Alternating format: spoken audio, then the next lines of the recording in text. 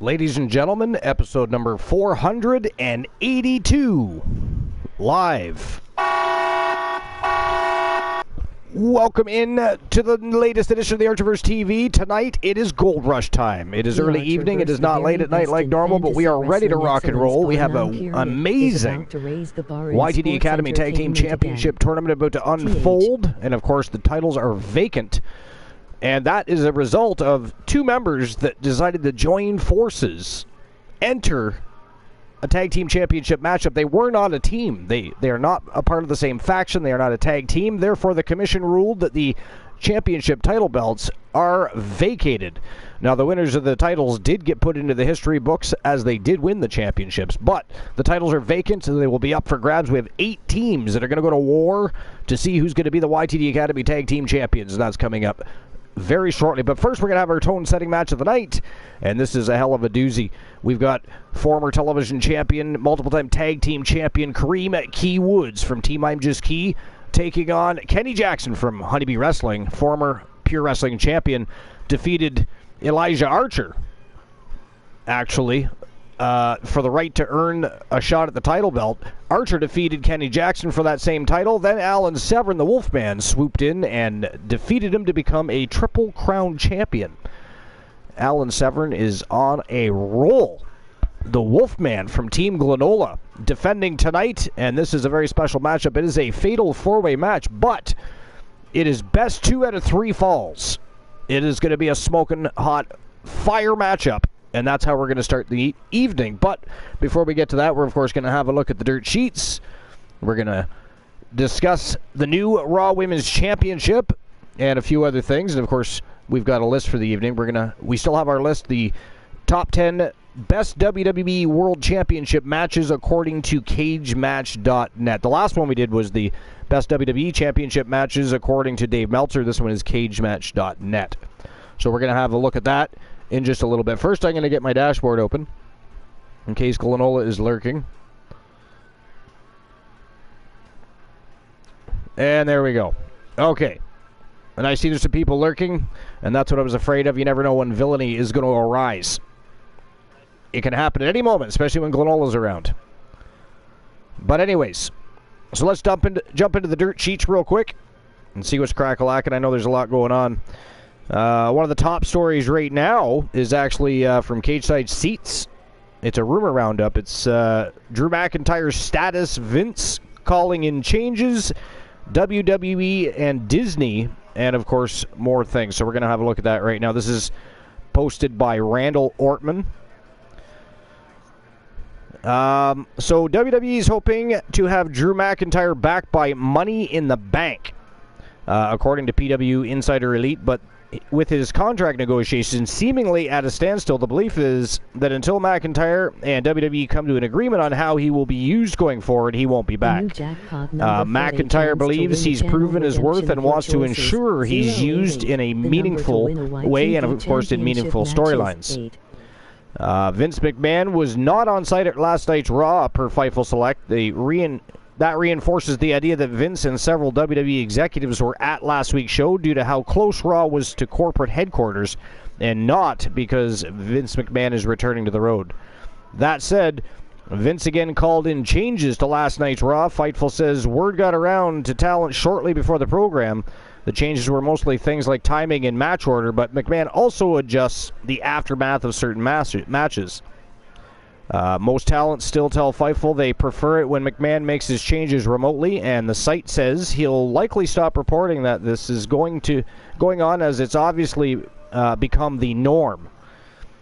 One more from Fightful Select, which makes sense given how Maxine Dupree has been teamed up with Chad Gable and Otis on Raw recently. Maximum Male role models, Mansoor and Mace, may be repackaged. Vince McMahon was high on the gimmick initially, but didn't want them to be flamboyant. Triple H encouraged the duo to ignore that note, but since McMahon's return, they haven't been used much. Regarding the latest report on WWE's media right negotiations, WrestleVotes claims there's big-time interest from WWE in a Disney partnership. Other partners are enticing, but WWE sees a Disney deal as a win-win. Skipping the rest. So that's interesting. I mean, but they're not wrong. I mean, it has become the norm for Vince McMahon to call in changes. I don't think anybody's surprised when that happens now. Glenola, welcome in, my friend. Life is Great is in the house. What's going on, guys? What's new and exciting? Glenola, the broadcast booth is open if you're free and or not doing anything more important than, of course, being at the side of the host of the most for the most must-see show on Twitch TV, but that's fine. But yeah, what's going on? What's new? No, there is no Appreciate Archerverse. Don't make me restart the list. I will restart it, and I will get it going immediately. How dare you?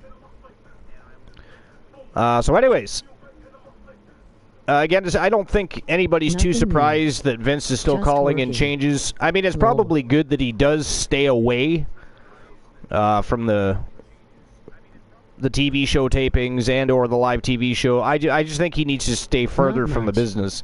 It is almost time personally. for dinner. Life says nothing new, just working. And Glenola says not much. It's almost time for dinner. Hey, what's for dinner? I'm actually making pizza tonight. I am making pizza tonight. I will go around the list with various accents. You'll go around the list with various... Of course you will. Sharks love So will Glenola. Pizza. Sharks love Archer. What is sharks? Other than creatures that swim in the sea. Pizza. You're having pizza? What kind of pizza?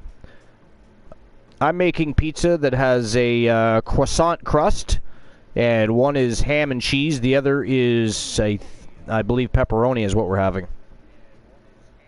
Appreciate share. That is ghastly, Life. You should almost ban yourself for that. I mean, we don't need two Glenolas in here. Appreciate this, appreciate that. Just appreciate the show. Appreciate the community.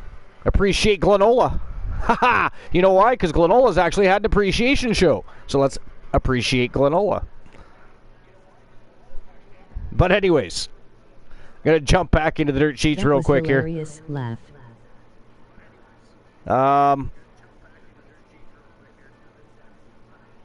I mean, the other thing I wanted to mention to do with that article before we just jump into the next one is I agree with Drew McIntyre. If they're not going to use him in a meaningful way, give him a good push, and putting him in some meaningful storylines, then there's 0 point because, like he said, he's proved his worth. And let's be honest, somebody else will pick him up.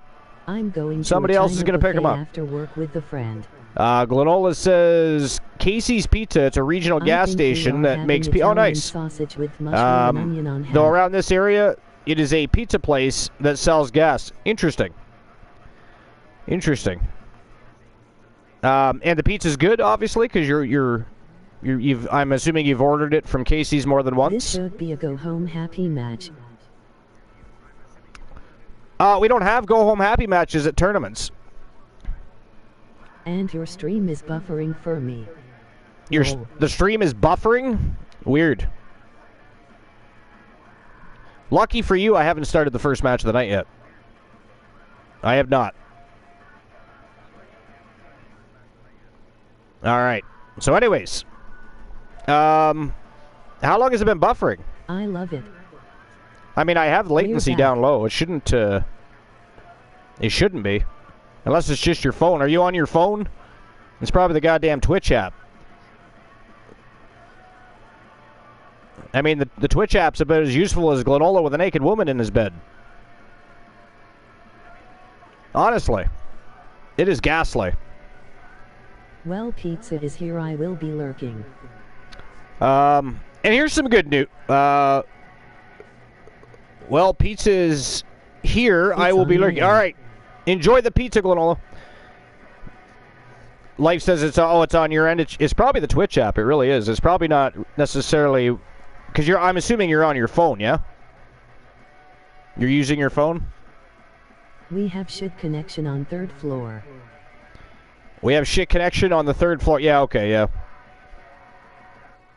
Yeah. I mean, that happens in buildings. I mean, how many floors is your building?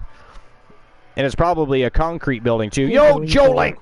Going to work? We'll try and lurk. Joe Link. Thank you very much, Joe Link. We appreciate you. Superstar. Joe Link is China. Link is China. Well, that is not a good way to start out the night.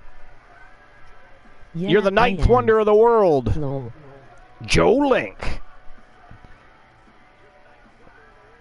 Lol. Yeah, I am. Okay, yeah. I figured you'd be in a concrete building. So Glenola's having pizza. He'll be a while. So we're going to get into the next article. But yeah, I hope they use Drew McIntyre properly moving forward, because it'd be a shame to see him go elsewhere, to be honest. Laughing. Wrestling Headlines has an article here. It says, interesting name working at the WWE Performance Center today. So that's interesting. Mark Middleton, WrestlingHeadlines.com, says Kathy Carino, a.k.a. Allison Danger, is at the WWE Performance Center in Orlando, Florida today. It was noted by PW Insider that Carino is apparently working as a guest coach for WWE this week. Carino, who is one of the most influential women to help grow and modernize women's pro wrestling in the last few decades, was seen as a key hire for WWE in the fall of 2021, but she was let go just a few weeks later due to budget cuts. The release was a topic of discussion at the time, as Carino had moved her family to Florida for the job, only to be cut a short time later.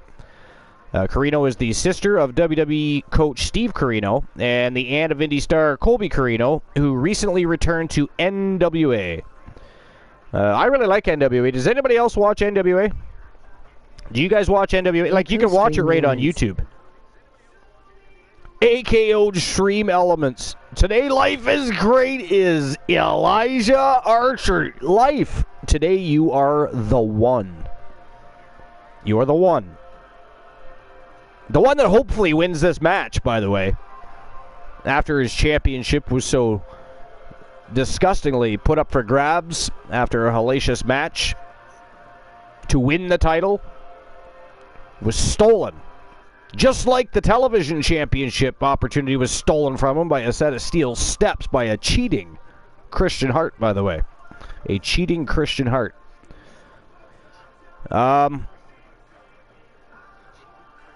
Alright, so that's interesting. But you guys watch NWA? I really like NWA. It's like that old studio feel.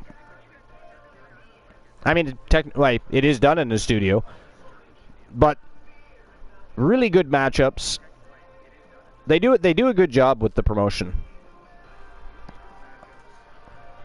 Alright, so let's see what else is going on. Looks like there's a former WWE star returning to the ring at Booker T's Reality of Wrestling.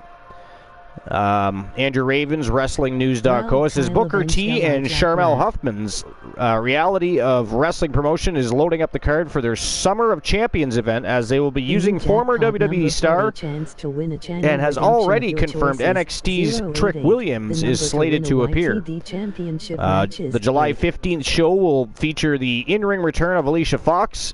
The news was made today on Twitter.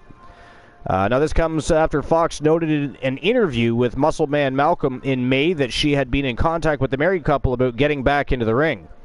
In the same interview, she referred to WWE as the Machine and how they were the ones who announced she had retired from wrestling.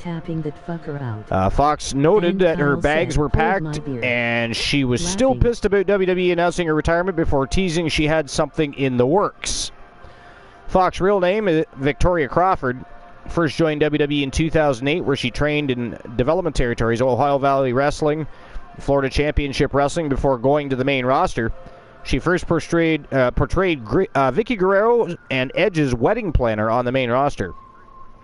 While on the main roster, she started wrestling on the ECW brand the following year, with her first chance at earning gold in 2009 when she challenged Mickie James for the Divas Championship at WWE Hell in a Cell. Fox later won the Divas Championship in June 2010 by defeating Gail Kim, Eve Torres, and Maurice at the Fatal 4-Way pay-per-view event. She was part of a feud with Team BAD, Sasha Banks, Naomi and Tamina, and Team PCB, Paige, Charlotte Flair, and Becky Lynch, alongside the Bella Twins in 2015. She last wrestled in January 2022 by working the Women's Royal Rumble match as a surprise participant. So that's interesting, and of course I see the official breaking news here. Alicia Fox makes her return to the world of pro wrestling on Saturday, July 15th at the biggest event of the summer, Summer of Champions. I think they've got that a little bit confused, but anyways. Kyle avenged Elijah. Yeah, he did. He sure did. Took out Christian Hart. Did Kyle Riley. Cool, so boldly, I'm tapping the fucker out, and Kyle said, hold my beer. Yeah. Alright. So before we get into the next article and have any other discussions, I'm just going to go ahead and get the first match of the evening started. It is our tone setter of the night. Again, it is a fatal four-way best 2 out of 3 falls matchup. Kareem Key Woods from Team I'm Just Key. We have Kenny Jackson from Team Honeybee Wrestling. The one Elijah Archer looking to avenge his loss. Not the way he wanted. He would like 1v1, but he's tossed into a fatal four-way. Alan Severn knows all about multi-man matches, as that's basically the entire beginning of his career. But he is a savage beast of a man. He's our newest Triple Crown champion. And later tonight, he will be officially put back in again to the Hall of Legends as a Triple Crown champion, the Wolfman. But tonight, however, he's putting his YTD Academy Pure Wrestling Championship on the line. It is showtime and go time, so let's get things turning and burning. Let's get the championship on the line here. And here we go. Kareem Key Woods, the OG villain of the Archerverse. Kenny Jackson, the one. Elijah Archer, and the Wolfman, Alan Severn. YTD Academy Pure Wrestling Championship on the line. All right.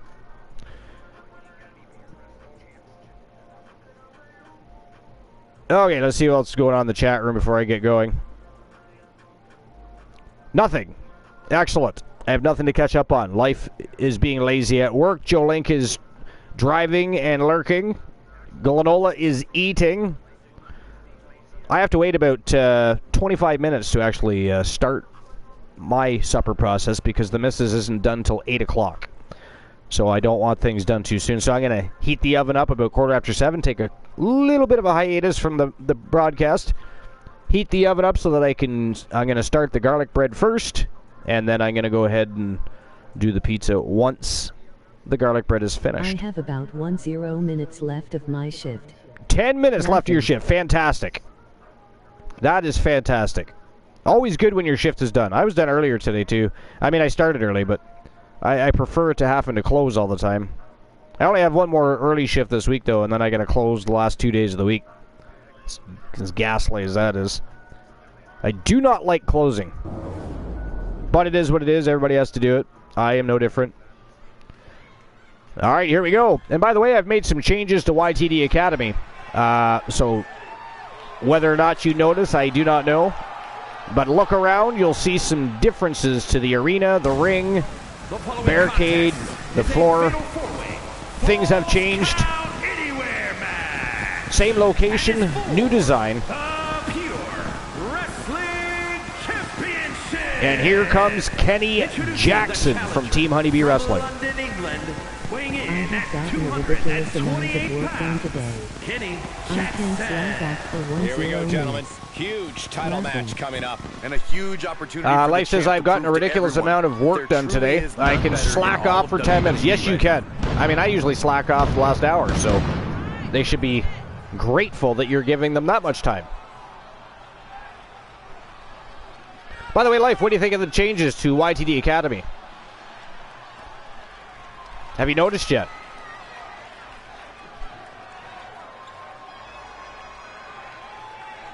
We no longer have mats on the floor, for starters. It is a teak wood floor. You get pile drived on that bad boy, it might be nighty-night time. We've got some different designs on the ring apron. We, of course, added logos to the barricade. The Land of Red.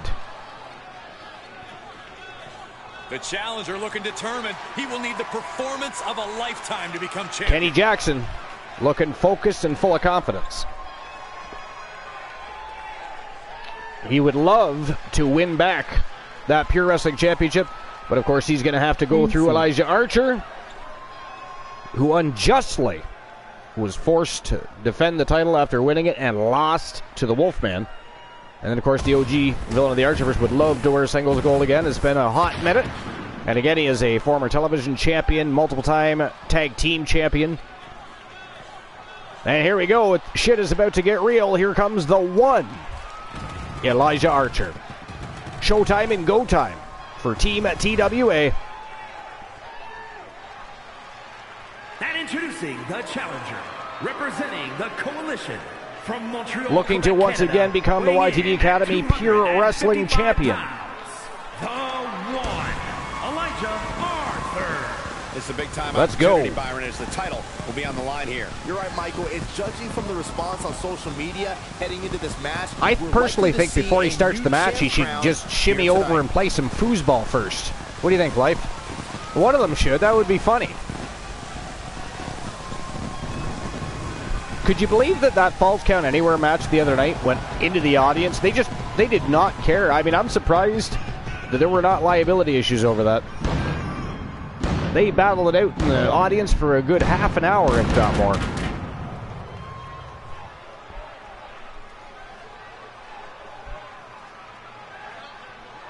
The crowd on their feet as Archer makes his way into the squared circle. A fan favorite, of course. Not necessarily liked as much in the locker room. More than ready to become the standard bearer of this division. It's up in the air. Just depends who you are. There's a lot of rabid wolves in that locker room. Some jealous of Archer's accomplishments. Do it. The winner is the next contender. Yeah, that'd be funny.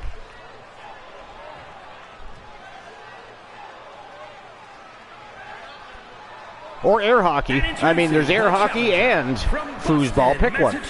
Or if one of them jumped on one of the motorcycles, just drove it down the ramp. Just randomly. Said, screw it, I ain't walking. Remember, guys, the title is on the line here in this one. And I don't remember the last time the champ was in this much jeopardy, Cole. Tonight might just be the night. Kareem Key Woods from Team I'm Just Key. Can we get a shout out for I'm Just Key? It's literally I'm Just Key. All lowercase. He's a longtime supporter, follower, and subscriber of the Archerverse. He helped us so much when we first launched the Archerverse TV channel. Advertised us, talked about us on his stream. He's actually a partner here on Twitch. Thank you, Life. Appreciate that.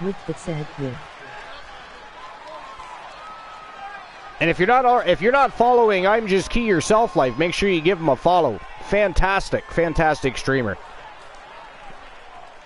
He's a variety streamer. He streams a number of different things.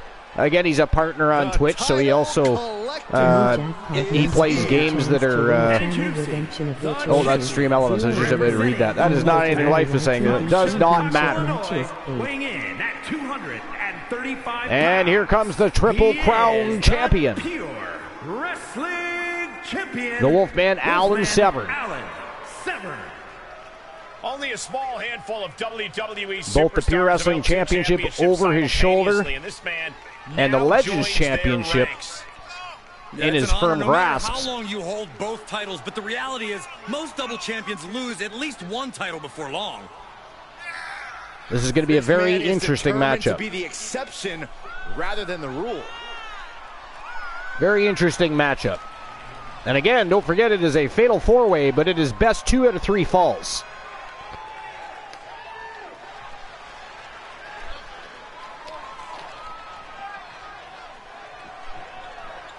The double champ showing off all of his hardware. Arrogance and confidence on the double champ's face, but he's obviously earned it. All right, so before I get into the next article, and while these guys are still just getting this match started out, I'm just going to take a quick break, and I'm going to go heat up my oven, because much like Glenola, I am also having pizza, except for I am making my pizza. So I do have to heat up the oven. I will not be long. Life, if you want to tell some jokes, I will, of course, read them live as soon as I come back. But I won't be long. BRB.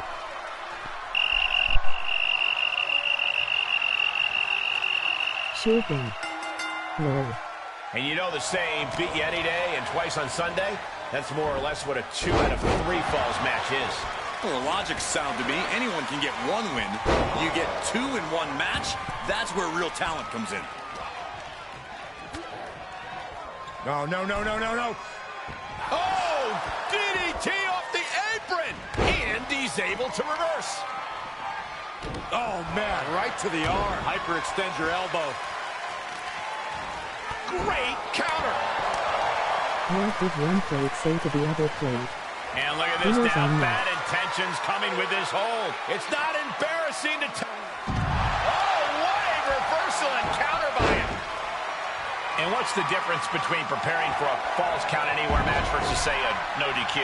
In a no DQ or Extreme Rules match, you'd at least have to be pinned in the ring. But not here. There truly is no safe harbor, so it's important to mind your surroundings. He manages to escape it. He deflects it right back. Series of reversals. Big time power slam. Ooh. Vicious knee drop. The roundhouse connects. He'll head to the How ring. did the student feel when he learned about Turning the electricity? tables there. Totally shocked. And look at from a back suplex. And look at that, Saxton. He's running away. What do you I call wouldn't a say thing that. that He's can't just make up its recomposing mind? himself. All the Maybe. way over. For the victory here. He gets the kick out after the 1. Right now, I just don't know what it's going to take. Both arms hooked. Wing clipper. Submission. What do you Locked call a in. hookie's wife? Right now, Mississippi. he is just fighting for his life. Oh, multiple rolling suplex.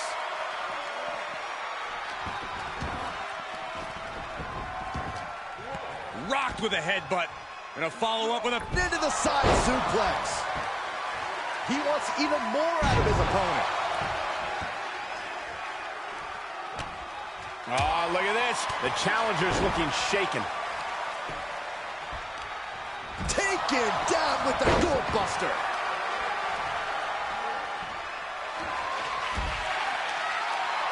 Here it comes, Byron. Look at the height. It is. Ooh, turns it around into a neck breaker. He's trying to intimidate his opponent one more time, but he's got to strike soon. Oh, has them in position. Here it comes. Dragon suplex. Gonna see a new champ. This one is headed outside, guys. The steps connect. That hurt me just watching.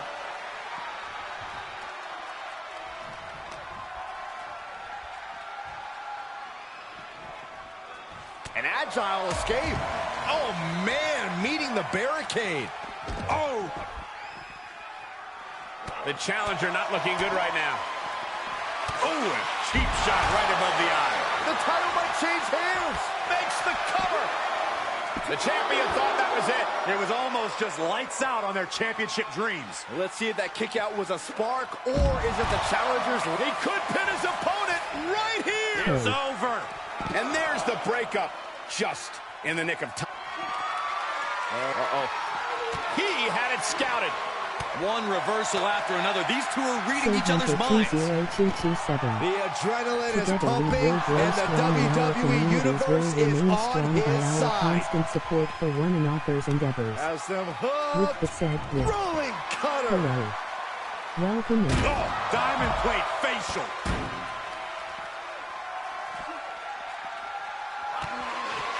Follow Wade. It's over. I think the champ's got it.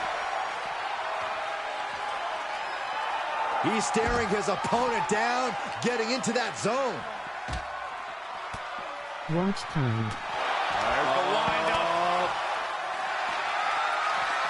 Sleeper hold cinched it. And breaks out of the sleep. Sister Abigail. We could have a new champion. And he breaks up the pin and the match continues. I have returned, and Hunter, welcome in. What's going on, my friend? Welcome to episode number 482 here at TWA. Appreciate you stopping by. And by the way, you just type !follow. Now, I don't know if everybody can do that. I think everybody can do it. I'm trying to remember if only mods can do it or if everybody can do it. But try !follow. And by the way, like, wow, that is it. That is all, ladies and gentlemen, the winner of the best 2 out of 3 Fatal 4-Way matchup. The Wolfman, Alan Severn, is still your YTD Academy Pure Wrestling Champion. Wow. What a match. What a week for the Wolfman, Alan Severn, and Team Glenola. Absolutely sensational. Just a savage. The leader of the Wolfpack and the Wolfpack Horsemen, standing tall and strong as the newest Triple Crown champion. Awesome. All right. Yeah, these guys really put on a barn burner. So congratulations to Team Glenola and Alan Severn, the Wolfman, still your Pure Wrestling champion. All right, so I'm going to see who I am for the day. Now that it's been a while, let's see. Superstar. I am nobody. God damn it, Stream Elements. How dare you? Are shoutouts still working? I'm going to give... Or I'm going to try... There we go. Shoutouts are still working, at least. So Mr. T, or the Turret Man, again, longtime supporter, follower, subscriber. He helps behind the scenes making logos, emotes, and many other things.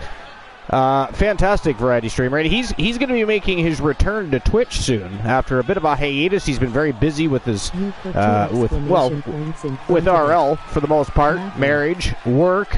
You know how it goes. But he's going to be making his return to Twitch TV, and I want to make sure everybody is able to join the channel and welcome him back and watch him do his thing. He's a fantastic human being. He's a blast to watch. He likes many different games, but of course he likes Kirby and things like Ninja Turtles, Sonic the Hedgehog. He just plays a lot of really cool games, and you'll enjoy your time there. So, Life says, don't blame that on Stream Elements. Well, I couldn't get the follow thing to work. Watch. It should work, but it is not. The Archerverse. Archerverse is not following Archerverse. Follow wage. Oh, it did work. It was just delayed. Follow. There we go. Life is Great has been following the Archerverse for 1 year, 4 months, 4 days, and 17 hours. I wonder why it didn't work the first time. That's so weird. And it didn't tell me who I was for the day either. I don't like it when it plays against me. Superstar. There we go. Xavier Woods. I actually love Xavier Woods, so I'll take it. And it is better than Ruby Soho or China or Beth Phoenix or any of the others. New jackpot. Those jackpot numbers are legit. 088 and 888 are the new numbers, so you can go ahead and play the lottery if you would like and attempt to win a Channel Redemption Award or a YTD Academy Championship matchup. Life says, I told Joe. Okay, I will go back and check those jokes out in just a minute. What I'm going to do is get the tournament up and ready. Just give me a moment, okay? So here we go. It is for the vacant YTD Academy Tag Team Championships. Again, Fat Lad Mitchell Vaughn and Jack Quad teamed up together and entered a Tag Team Championship matchup. They were a sensational team. I don't think anybody is going to deny that. But the fact is they were not a tag team. They are not part of the same faction. The commission ruled that the tag titles are to be vacated. Now, if they decide to invite Jack Quad into the Weapons of Mass Destruction, or they decide to form a tag team, then they will be granted a rematch for those championship belts. But until then, they're going to have other contenders to go through, because we have 8 this evening that are all going to war for the right to hold those YTD Academy Tag Team Championships. So let's get things underway right now, shall we?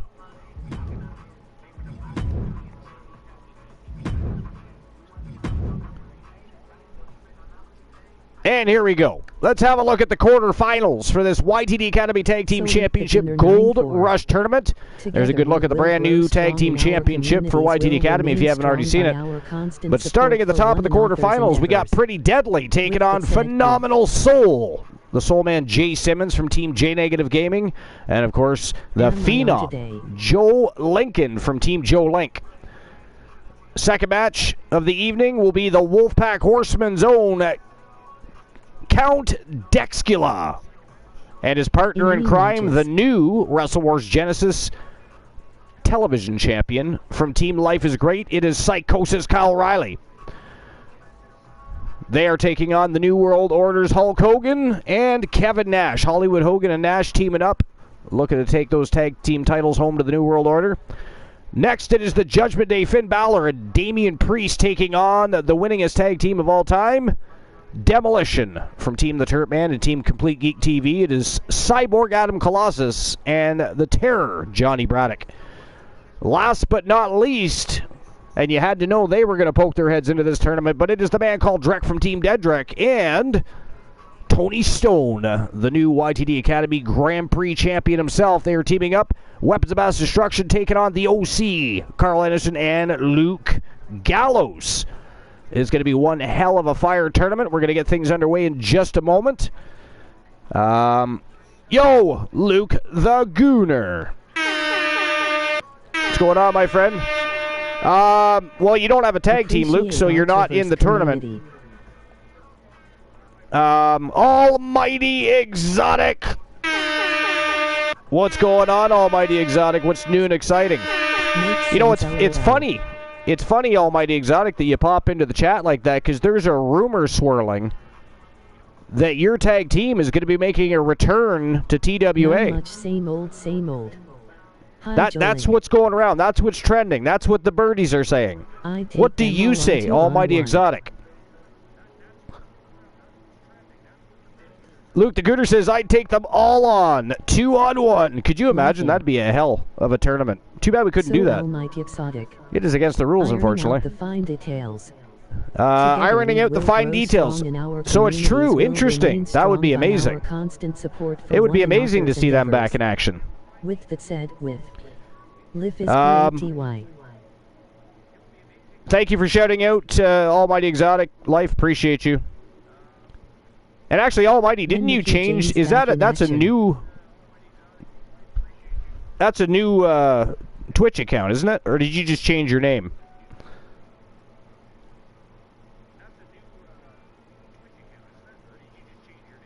Or did you just change your name? What's going on there? I feel like it's slightly different. It's the same one? Did you change your name? I feel like it's different. I don't remember the underscore being at the bottom of your name. Might have just changed the color. Oh, okay. All right, well, it's been a hot minute. It's been a hot minute. I might have just lapsed my memory. All right, so anyways, let's get this tournament underway. We'll jump into another article, because in a few minutes I got to go put my garlic bread in. Got to get supper started. But first match of the day. The evening, the early eve. Pretty Deadly taking on Phenomenal Soul. First match of the quarterfinals for the YTD Academy Tag Team Championship. Let's get things rocking and rolling, shall we? It is showtime and go time. Time to turn and burn. You're damn skippy, Almighty Exotic. It is showtime and go time. All right, so I'm going to dive into an article here.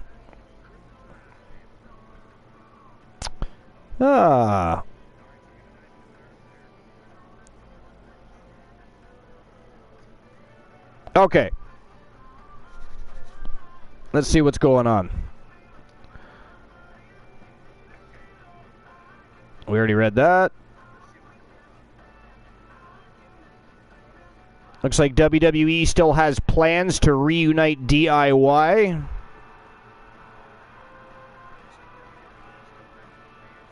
Backstage news on how many more matches WWE will add to Money in the Bank. That's interesting. Let's have a look at that. So this is WrestlingNews.co, Andrew Ravens. So it says this year's WWE Money in the Bank card is coming along as 4 matches have been confirmed thus far for the show. On Monday's episode of Raw, WWE confirmed WWE World Heavyweight Champion Seth Rollins defending the gold against Finn Balor and Cody Rhodes versus Dominic Mysterio in singles matches for the show. Also, Damian Priest qualified for the Men's Money in the Bank ladder match with a win over Matt Riddle. Obviously, more matches will be added to the show, but the number of bouts has been unknown until now. Insider account Boozer, hashtag BWE, which has broken past WWE stories, reported that 3 more matches would be announced for the show, making a total of 7 matches on the card.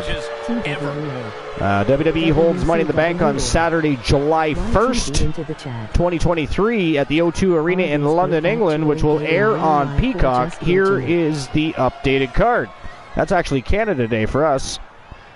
WWE World Heavyweight Championship match, Seth Rollins versus Finn Balor. Men's Money in the Bank ladder match. Participants confirmed thus far: Ricochet, Shinsuke Nakamura, LA Knight, Butch, Santos Escobar, Damian Priest.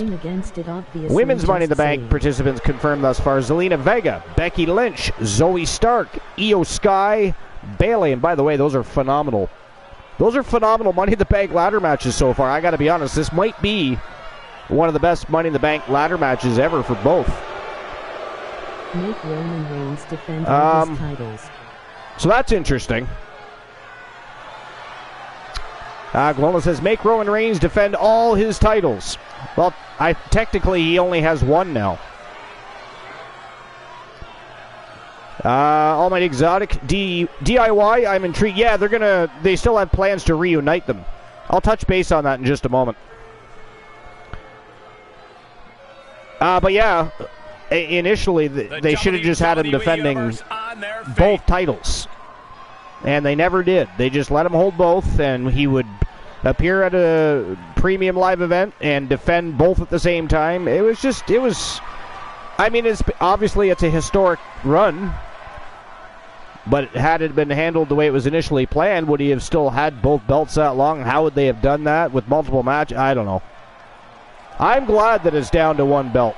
But the funny thing is now SmackDown's titles look completely inferior to Raw's championships. Because, I mean, the IC title is beautiful. The new Raw World Championship is gorgeous. And of course, the women just got one identical to it with a white strap for the women's division. They are beautiful. And then on SmackDown, you still have giant network plugging golden belt buckles that look like they just won them at a WWE rodeo that took place at the Calgary Stampede. It is ghastly. I don't even know how. Like, who watched them create new championships for Raw and then said, hey, here's our design for the SmackDown titles, the Undisputed title. I just don't get it. I don't get it. It's not very creative, all same title. Yeah, well, that's the thing. They're the exact same titles, just instead of having a black background, they gave it a gold background. Right? So it's just kind of weird. The new jackpot number for all right, so I have to step away for a couple moments again. I just have to go and get my garlic bread ready to put in the oven. I'm just going to be a couple of moments again. Life, tell some more jokes if you want. I'll go back and read the first ones, read some new ones. Anybody can tell jokes. If you tell a joke, I will read it live when I come back. But I will be right back. This whole thing, so they'll be fighting hard for the right to move on.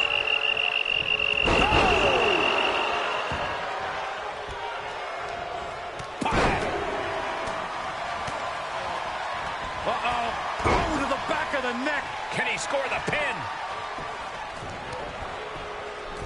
Gets his shoulder up before the 2 count. Close call, but not enough yet.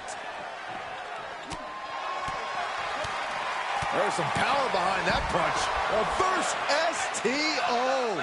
He's absorbed some damage already.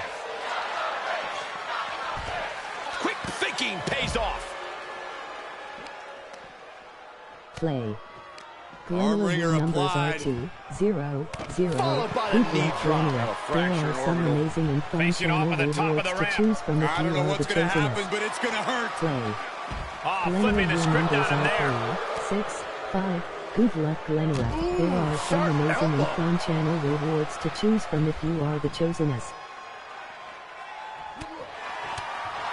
He's reminding his competition that they'll only ever be second best. Elbow smash. Intensity and anger boiling over, all coming to a head up on the stage. As we can only see, it's only getting worse by the second, Michael. Oof. There he goes, right into the corner. Trapped in the corner. Chops and punches. This superstar could go all day. Kit turns that around.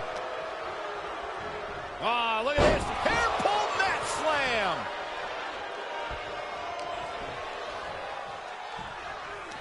Oh, European uppercut. Good timing with that reversal. I returned.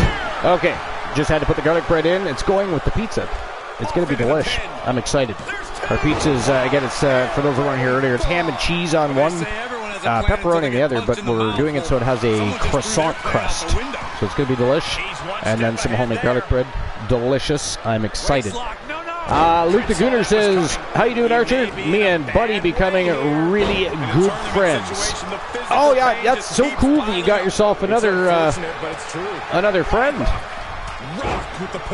Man's best friend. Buddy, he is, or will be, or already is by the sounds of it. So how's that going? What does he like to do? Does he like to play fetch? Does he do tricks? Are you teaching him things? Alright, so I'm going to scroll up a little bit here because I got to go back and find out where Life told jokes. It is locked in way too tight. There is no escape. Boom, what an uppercut. Jarring. Enough already. Alright, here we go. So the first joke told by Life is Great. What did one plate say to the other plate? Answer, dinner's on me. Dinner's on me. Next joke. How did the student feel when he learned about the electricity? Or about electricity? The answer, totally shocked. Alright, that was a little funny. That was a little funny. Next joke. What do you call a bee that can't make up its mind? A maybe. Nice. Nice. What do you call a hippie's wife? Mississippi. Oh my God. Life. That was awful, but funny.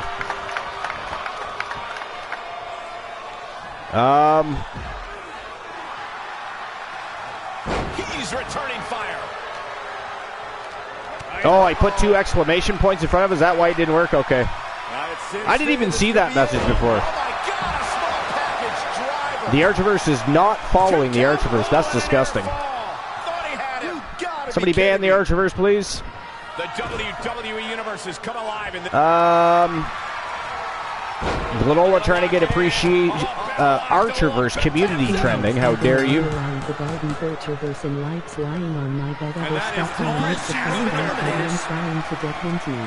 Elton Prince has been eliminated down to Kit Wilson versus both members of Phenomenal Soul here. And the Soul Man Jay Simmons and the Phenom are just going to go to town here. I would not want to be Elton Prince right now.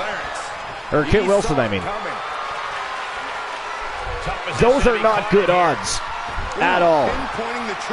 I think we both know who's winning this matchup. I mean, albeit a miracle could happen, but I highly doubt it. The Soul Man and the Phenom are going to maybe take their time doing so, but they are going to finish off Kit Wilson here. Pretty Deadly will not be moving on in this tournament. I would almost guarantee it. If I could bet Archiverse bucks on this match, I would do so. Beautiful takedown into the Achilles lock.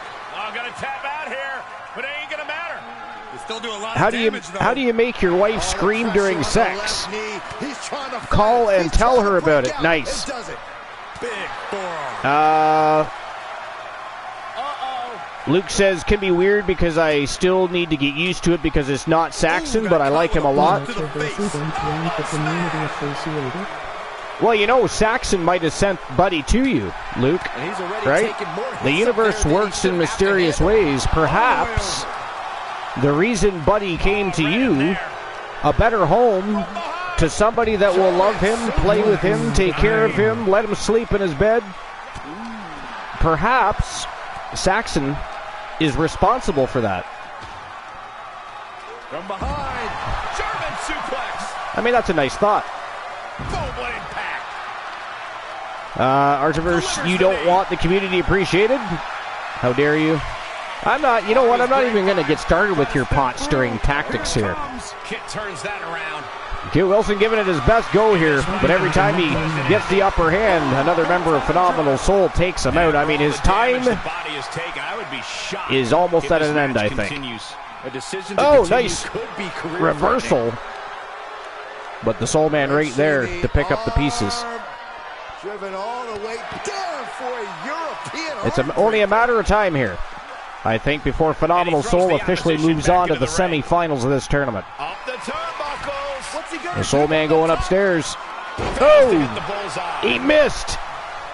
He jumped too far, landed with nobody home. Elbow into the canvas. Wow. A pinfall attempt on Joe Lincoln here. 2 count only, though. The Phenom powered out. Oh, he was measuring the Phenom up again, but Jay Simmons was having no part of that. Was not allowing that to happen. Submission locked in place here by the Phenom. And he tapped. That is it. That is all, ladies and gentlemen. The winner of the first match of the quarterfinals via submission. And moving on to the semifinals of this YTD Academy Tag Team Championship Tournament. From Team Joe Lincoln, Team J Negative Gaming, it is the Phenom, Joe Lincoln, and the OG Soul Man of the Archiverse, the Soul Man Jay Simmons. Phenomenal Soul are moving on to the next round.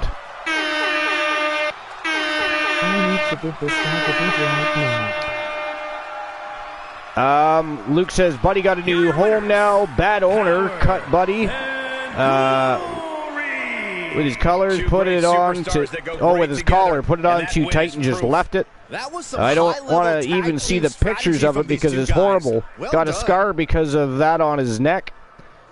Yeah, I need to give this dog a good life. I'm sure you will, Luke. I mean, the fact that he is safe and sound and being fed and loved and played with, I would say that you've already accomplished that. And just continue to let your bond grow, right? All right, on to the next match of the quarterfinals.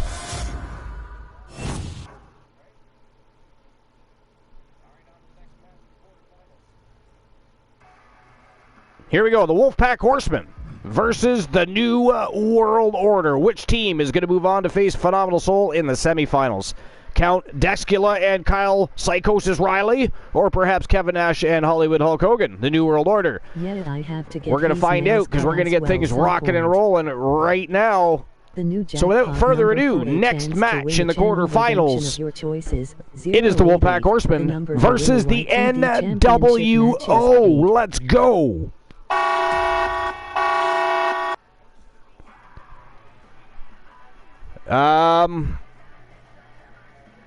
Luke says, yeah, I have to get his nails cut as well at some point. Yeah, dogs just love that. It's good. I used to make fun of places when they very first opened that were just simply designed to take care of pets. But look at them now. They're like, I'm talking when I was a kid, right? Now they're a thriving business. They're all over the place. There's chains of the goddamn things. But I mean, now looking, not looking back, but now it's a good thing that we have places like that to take advantage of and utilize, because I mean, some animals, they'll fuck you up. You try to cut their nails, but somehow they do it. They're like pet lover heroes. They can cut their nails, trim their hair, give them a bath. Mind you, they cheat. They give them treats the whole time.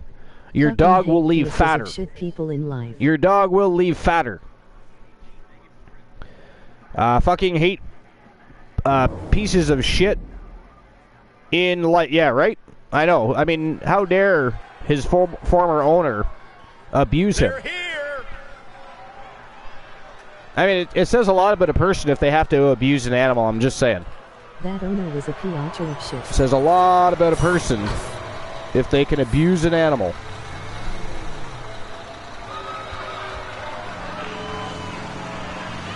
All right. And here comes the new television champion with his partner in crime, Count Dexcula. Kyle Psychosis Riley. And, of course, if they're successful in their campaign here tonight and are able to make it through to the finals and become champions, Kyle Riley would become a double champion on this eve.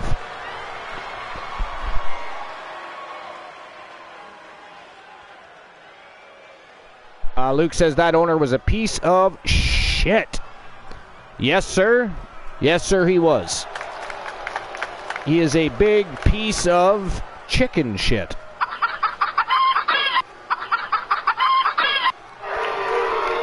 He is a piece of shit. Officially. Matter of fact, we should put the owner on the list of Archer. At a combined weight of 600 when we recreate it. Hollywood Hogan and Kevin Nash, the Edge. NWO making their way to the ring. Kevin Nash and Hollywood Hulk Hogan. Watching the NBA from last night, recorded. Nice. I didn't watch it at all. Where are you in the game and who's winning?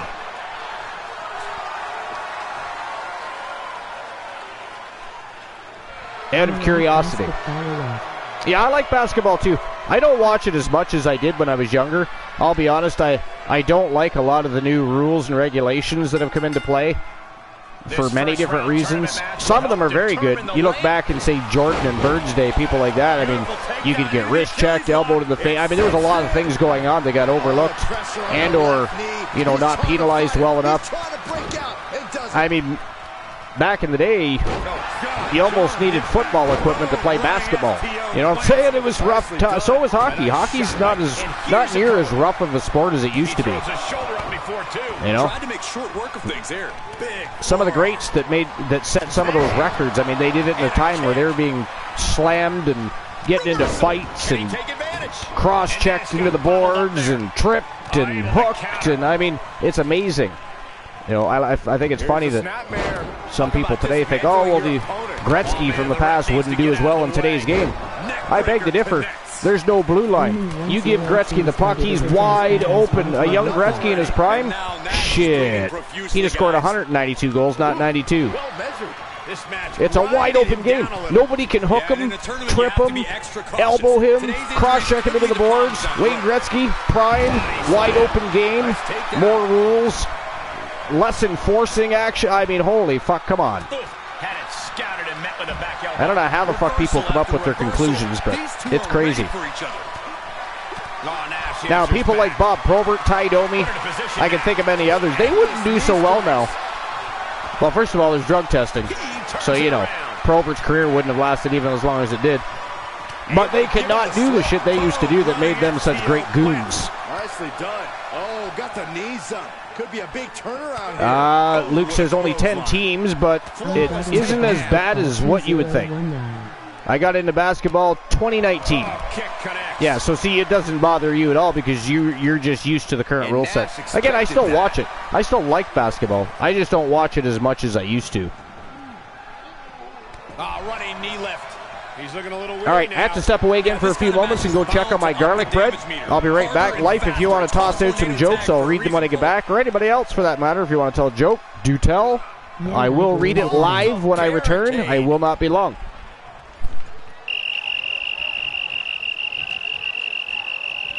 Oh, nice takedown. Watched Kobe Jordan. Double leg takedown. Step through looking for a submission here. Iverson Bird. Legs are locked up. Uh-oh. Oh, big stop. He could pin his opponent right here. Oh, almost. Too close for comfort. Power slam. Counters that.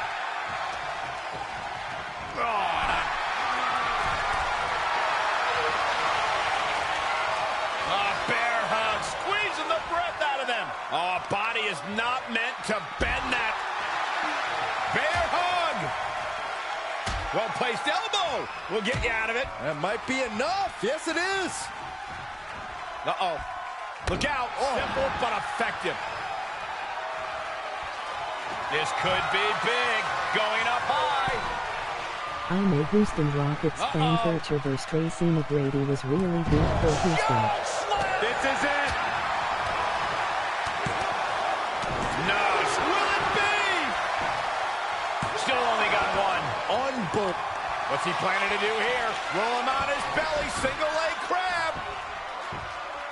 To see a complete list of champions from each respective brand, simply type I have no idea how he cinched it. WCW. Now TV into the Officer's chest. got to dig deep now. It's hard to believe, but it looks like he still has some gas left in the tank. This was the moment to capitalize on. That should have been the end. We continue to see incredible perseverance from these competitors. The war continues to rage on with no superstar willing to give an inch. Float over. Into it.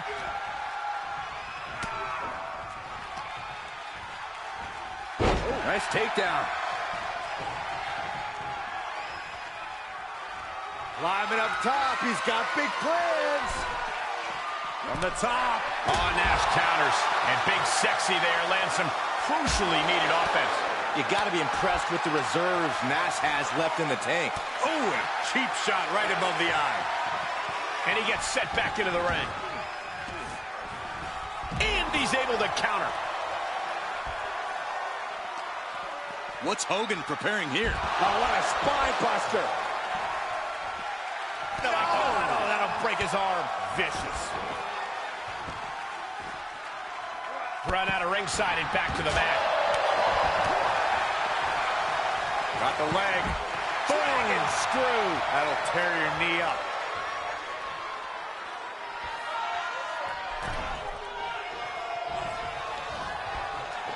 Nash counter. Looks like he was dropped. Oh, saw it coming and got an elbow for their trouble. Oh, an eye rake. That's not right, but effective. Ooh, that hurt right to the kidney. Golly.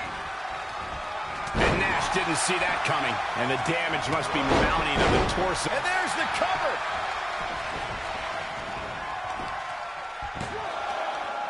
Three. No, he kicked out. Both competitors digging into wells they didn't even know existed. What energy in the arena tonight. When With does the Nash counter. throw his club? What a counter by Hogan. Quick exchange of counters there. DDT. Fight. Hold on a second. Could be a matter of time. Submission being locked in. Hits to the core like that'll render you. Taps out. Way to steer clear. And what a disappointment for Hogan. He's eliminated.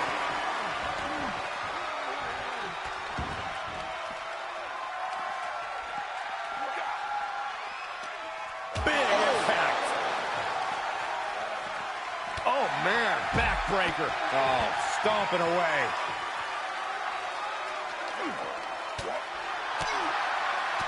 He reverses it. The new jackpot number for And he a slides chance to him win a back to the mat. channel redemption of your choices. 088. The number to win a YTV championship match is He's looking 8. poised to finish Nash off. Answering back. Man, that was a hard landing. Oh, man, right to the arm. Hyperextend your elbow. He left an opening. Big impact. Cinched in. Snapmare's rider. Nash is in crisis mode. Pin. He stays alive. He stays alive. Nash is tapped deep into his reserves to kick out of that one. Big Sexy still in this. Perched up top. Strong kick. My goodness. And his torso continues to be targeted. That could be disrupting the flow of air at this point. He just barely dodges. And they just busted out an impactful maneuver. Gut-wrench powerbomb. And more attacks to his core could hinder his offense. STO. I have returned. What have I missed? What's going on here? Look at the knees. Are we down to just Kevin Nash and the Wolfpack Horseman here? Looks like Count Dexcula and Life is Great own Psychosis Kyle O'Reilly taking it to big, sexy Kevin Nash here. So again, I mean, it is big, sexy. He is a formidable opponent. But against both members of the Wolfpack Horsemen, that is even too much for the former world champion and NWO member. Oh, nice reversal by Nash. As I say that, he turns the tides, and he is taking it to Count Dexcula right now. Nash bleeding all over the place. Here we go. Yoda! What's going on, Yoda? What's new and exciting? Just going to scroll back here, see what I missed. I know Luke's got a conversation going on with me, so just give me a moment.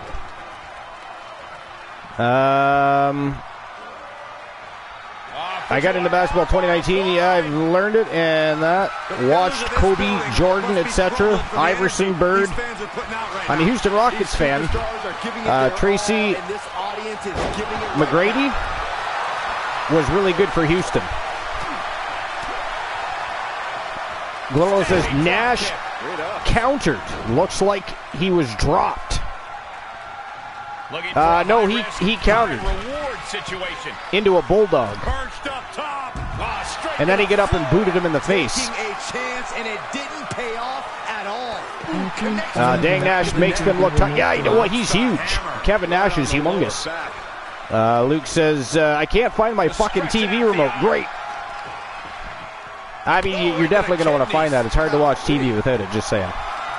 Just saying.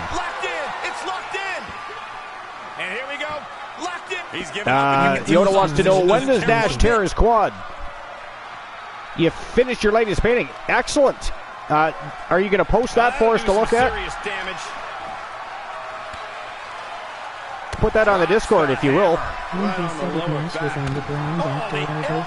Oh, when he said it was Nash on the ground after an yeah. No, you're right. Glenola, you're correct. Luke says it's always somewhere stupid, like behind the bed or something. Well, it's always somewhere stupid because that's where we leave it. Right? It's only stupid because, you know, we don't want to admit we just put it somewhere and forgot where it is. The thing is just missing. Right? It's just a random act of missing TV remote. And he gets delivered back into the ring.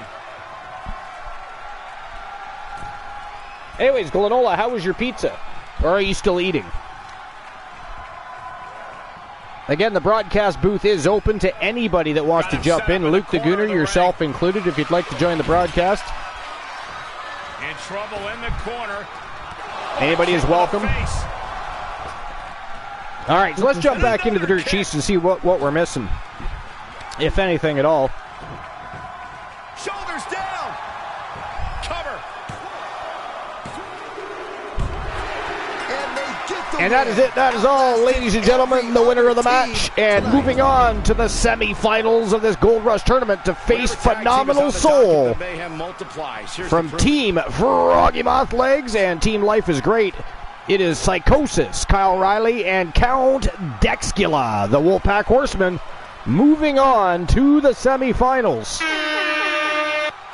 Congratulations to the Wolfpack Horseman. Life is Great, and of course, Froggy Moth Legs. An emphatic victory for your winners. An impressive effort from this duo. In a hectic tornado tag match, these two guys were able to stay focused and come out on top. Found it, left it on the windowsill. I had certain shut emoji rolling on. Oh, Jesus Christ!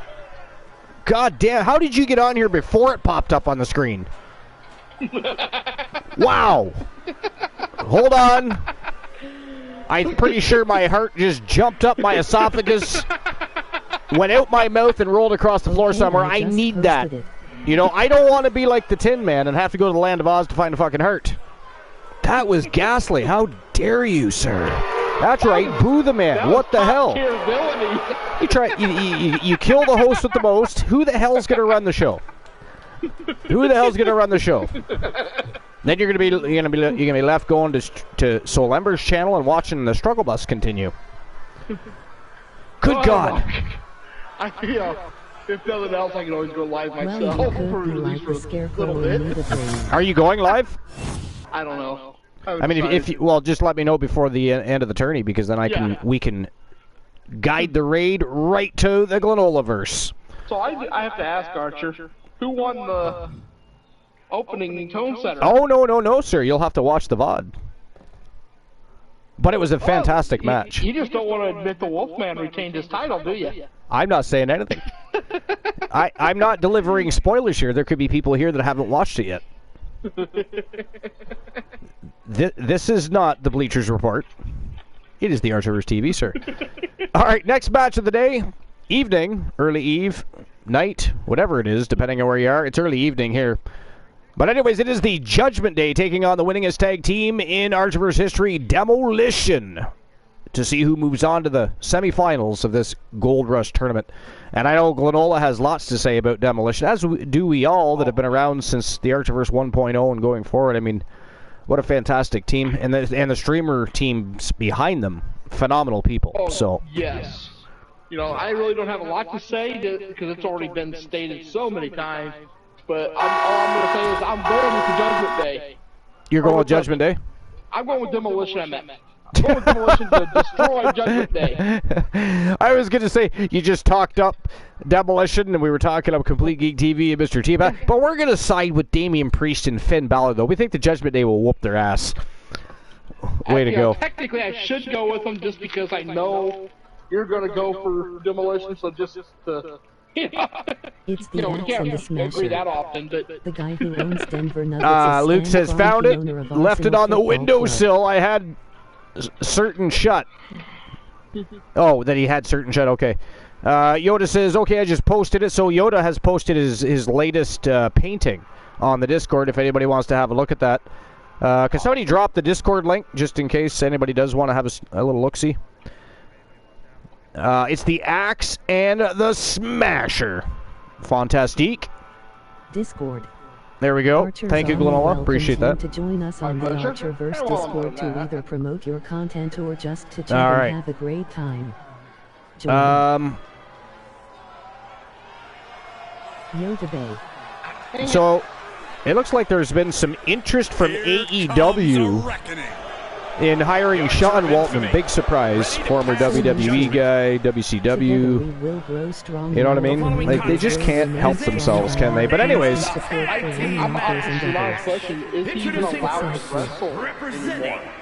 I don't know, actually. I mean, perhaps it was a role outside the ring. I don't know. I'm just going to get into it now. I literally don't know. So this is WrestlingNews.co. Andrew Ravens says Billy Gunn got people talking this week when he noted that AEW tried to get fellow WWE Hall of Famer Sean X-Pac Waltman to join the promotion. While speaking with Sports Key, the current AEW star noted they attempted to get him a few times, but things didn't work out. I think we tried to get, this is a quote, I think we tried to get Sean in here a couple of times. Things just didn't work out, but I think if the time's right, I think he would be a great asset because he still has a huge popularity.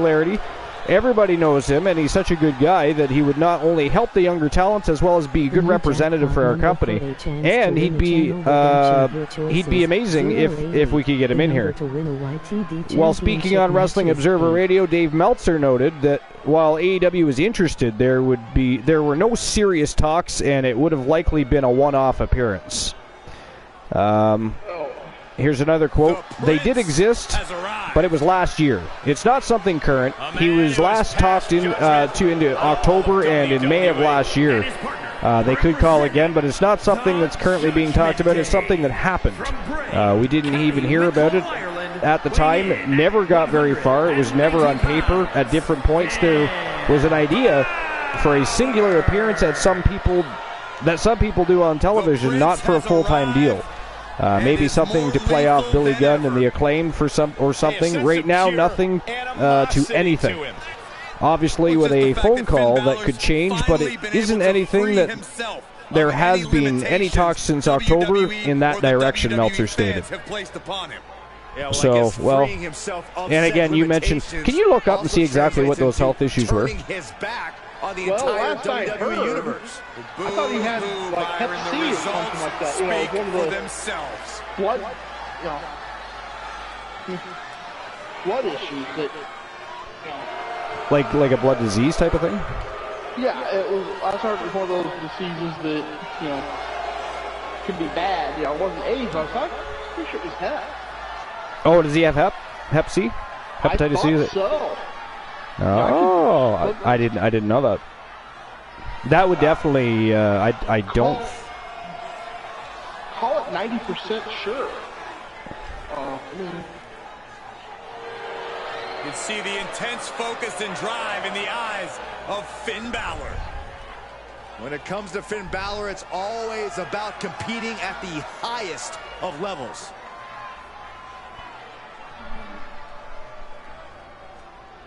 Yeah, because I hadn't heard anything about that. Yeah, well, it was been a few years ago I heard about it. It was one of the reasons why he retired from the ring. And here they come.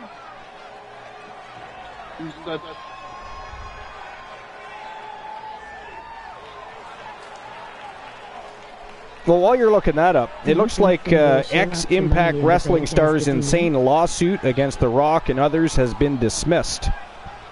This came out about 2 hours ago. It's ringsidenews.com, Felix Upton. So the situation with Raka Khan is far from over. Now a lawsuit from the former Impact Wrestling star named a ton of high-profile names, including some of the biggest entertainment business has to offer. According to PW Insider, on June 12th, Judge Laura Taylor Swain of the United States District Court dismissed the lawsuit filed by former TNA and WWE developmental star Trinisha Biggers, also known as Raka Khan. The lawsuit was originally filed in October 2022 in the Southern District of New York and claimed a conspiracy against Biggers in relation to an ongoing Texas criminal case.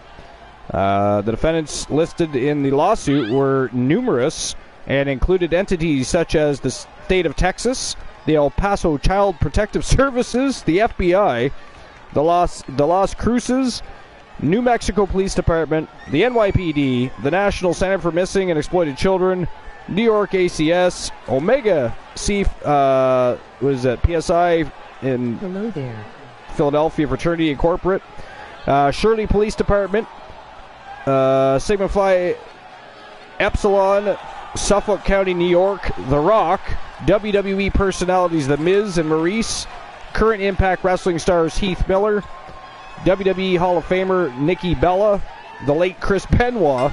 What? Anyways, former WWE talent Mark Jindrak, the now defunct Panda Energy, which once owned TNA Impact, Home Depot, the now defunct Florida Championship Wrestling, Steve Kieran, the National Wrestling Alliance, NWA President Billy Corgan, the now defunct Deep South Wrestling, Bank of America, basketball star Michael Jordan, several universities, Jim Cornette, Mick Foley, New York City Area Energy Company, and many others. Wow. Looks like I was incorrect. Look at this. Headbutt. I can't find anything on it. No. I could have sworn that 2 years ago I was hearing about that, you know. So it says now that case against The Rock and so many others from Raka Khan has been dismissed.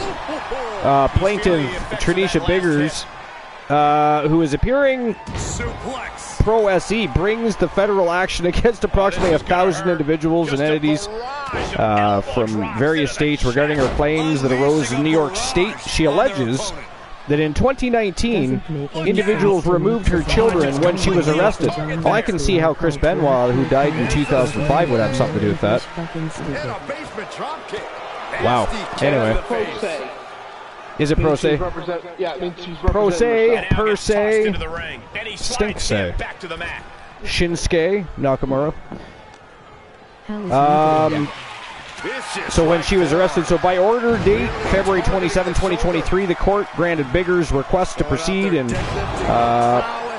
form of papyrus. That is without payment of fees, without prepayment of fees.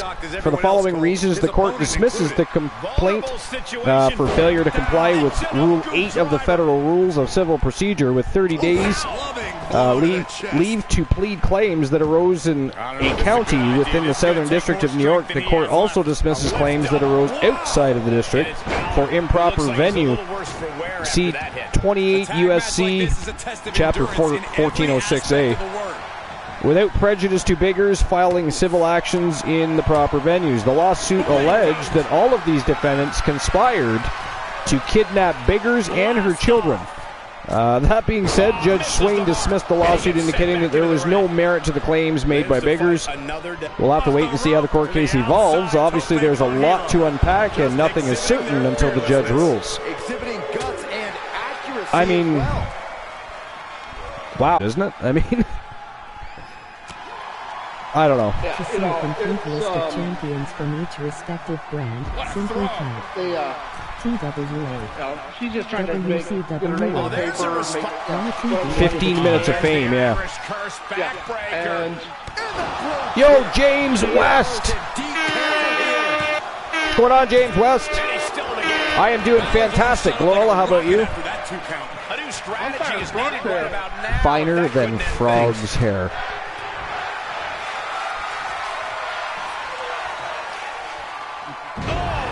All right. You know, I have not even been paying attention to this matchup until right now.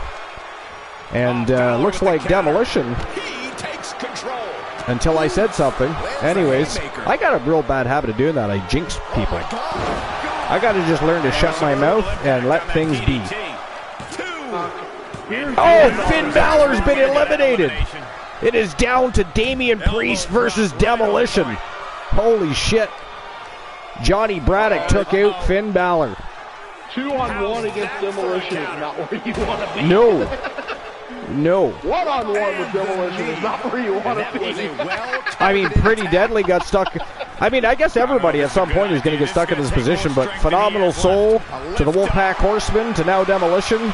3 teams you never want to be alone in the squared circle or anywhere near the squared circle against.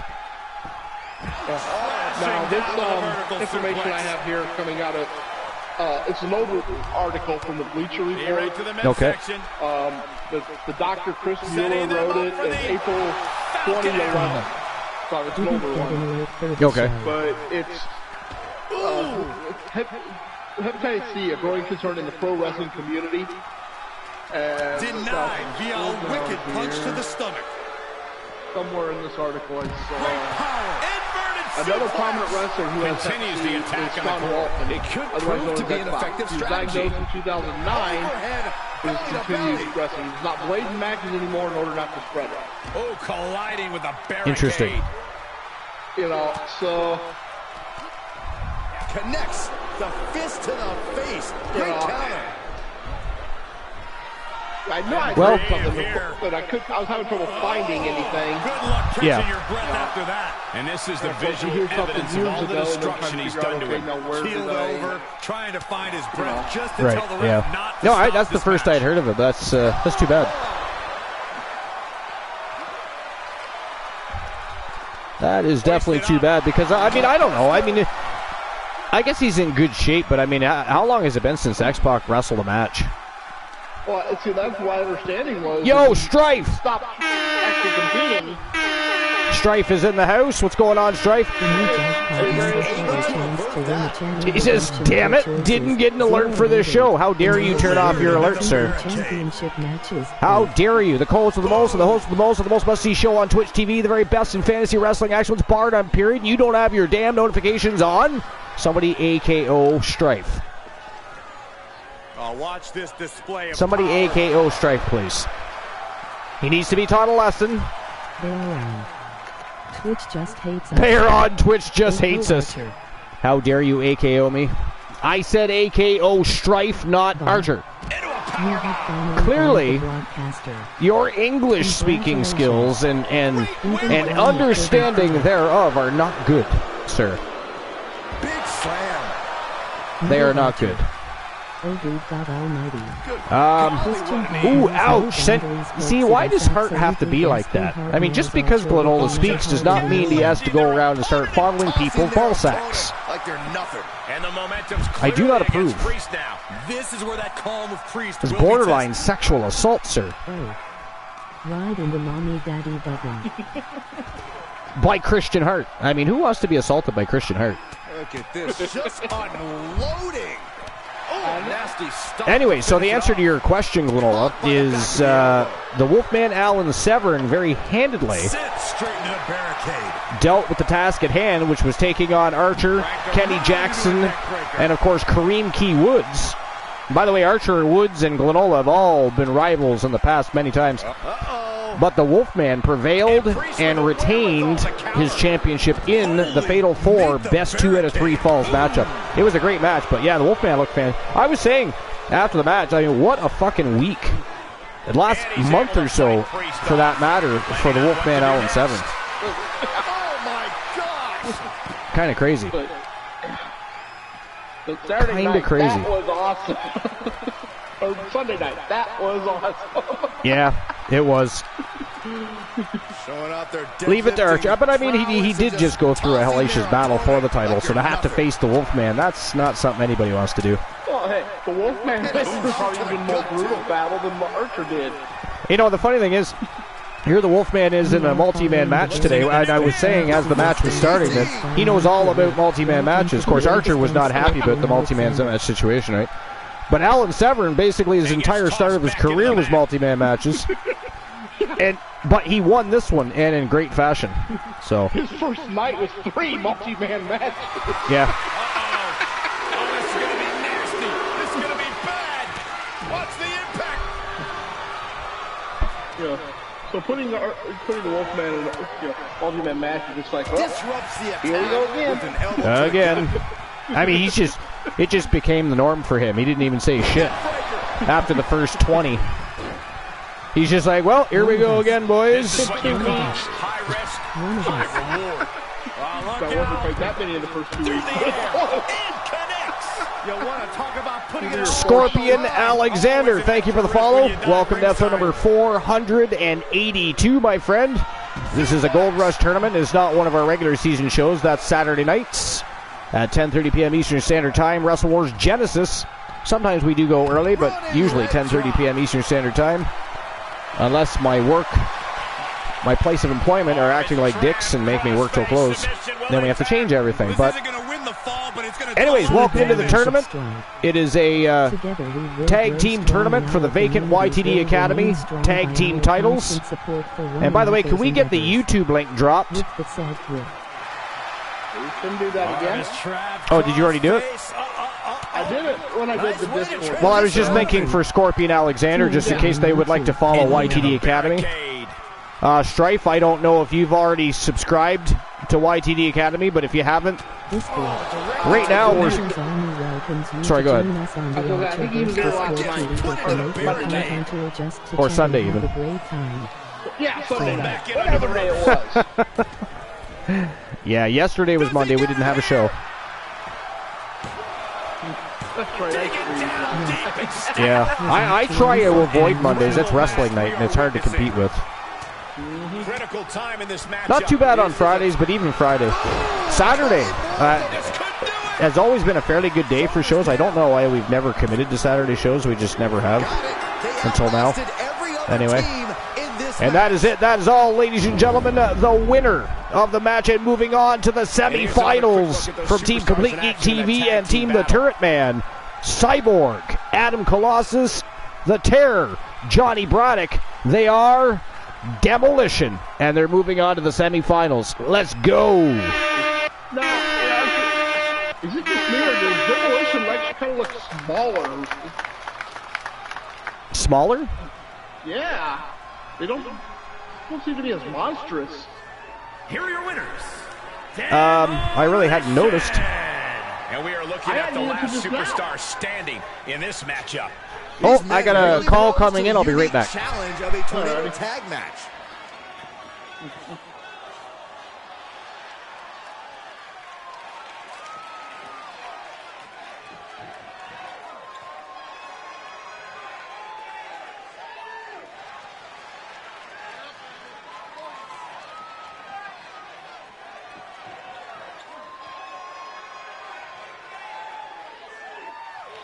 Why does Riddle wrestle his regular trunks? He looks like he's not wearing anything.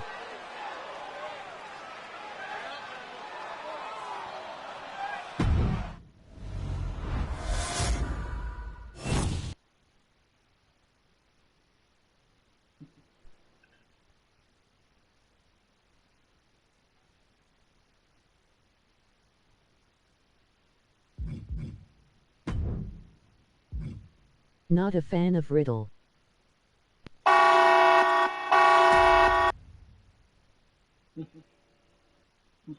Here we go.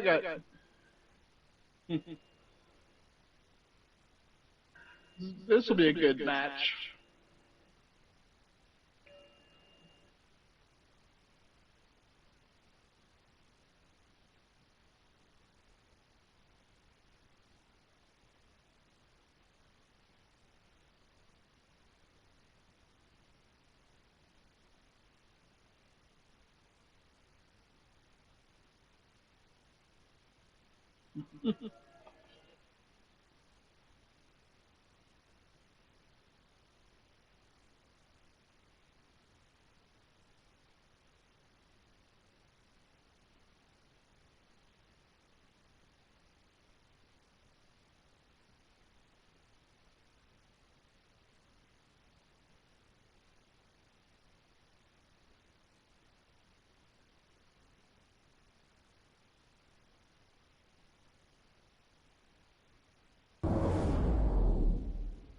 Was until a bunch of his ex came forward about abuse. One of them might be lying. Several of them corroborating similar stories is unlikely.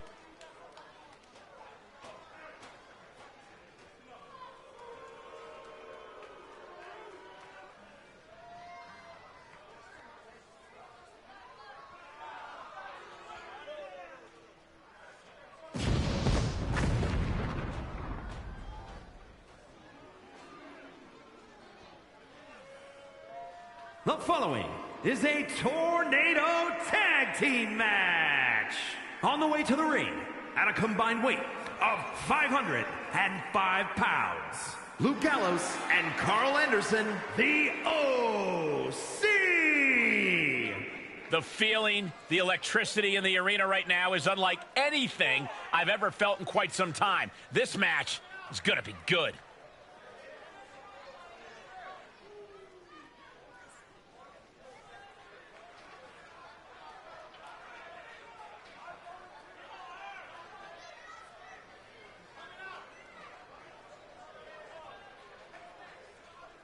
Doyamu, when you know you have experienced this bullshit before. Better get ready.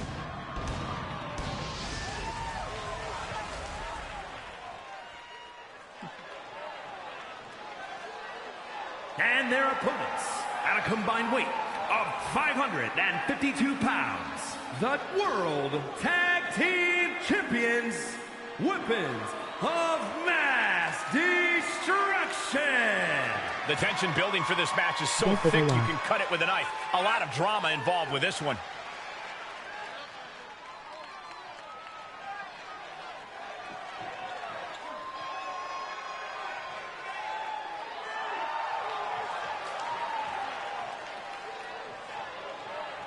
The new jackpot number for a chance to win a channel redemption of your choices, 088.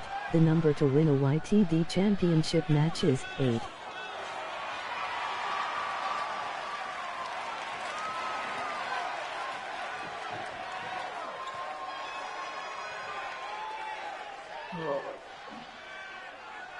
Play. Variants of Strife. Your numbers are 5, 9, 5. Good luck. Variants of Strife. There are some amazing and fun channel rewards to choose from. Today? This first round tournament match will help determine the landscape of the rounds to come.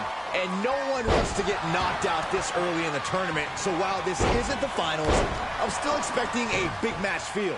You're right, Saxton. These superstars have every intention of winning this whole thing, so they'll be fighting hard for the right to move on. He moves just in time. Ooh, sharp kick. It wasn't the height or distance that caused the damage, but they certainly contributed. Choke slam! Thunderous! Carl wards that attack off. Showing some extra scouting, knowing how to answer a counter with a counter of your own. Shoulder tackle! And hello, Mrs. R2. We appreciate you. He's looking a little off balance. Bang! What a counter! Lights out! Cyclone kick. Incoming! Oh, man, inverted backbreaker. Ow. And now he rolls out looking for a timeout. You don't get any timeouts in a fight. That's just running away. Omega driver. And a human being can only be spiked like that so many times before they're ultimately down for the count. Oh, look at this. And he gets delivered back into the ring. Kick to the gut. Power bomb. Oh, not done yet. Samoan drop. Saw it coming, turned right into a neck breaker. Goes under the ropes to get back inside. Right to the face. My God.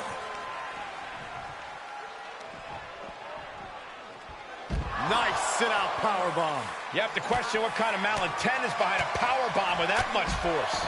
He's lost some of his wind now. Down to opponent and a double axe handle smash. He's turning the tables. Right across the face. And we just saw some serious offense.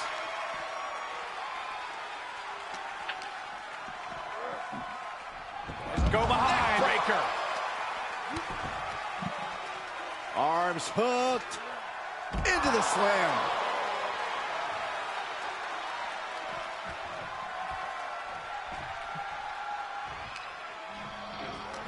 And he tosses him back in now. Power slam. Take it. And he goes for the pin. No, he kicks out. Loose cover leads to a strong kick out. Tossing them aside. Hoisted up. Dropped on the knee with a gut buster. A big splash. He's getting a little battered now.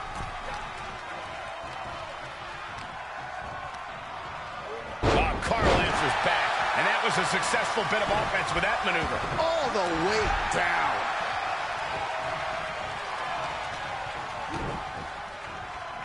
Let's go behind. Breaker. Dragged around into a neck breaker. Sharp clothesline. Just punched him right in the mouth. Relentless. Enough already. Bam. Drop kick hits hard. Lands harder. Huge boot. Oh, no, no, no, no,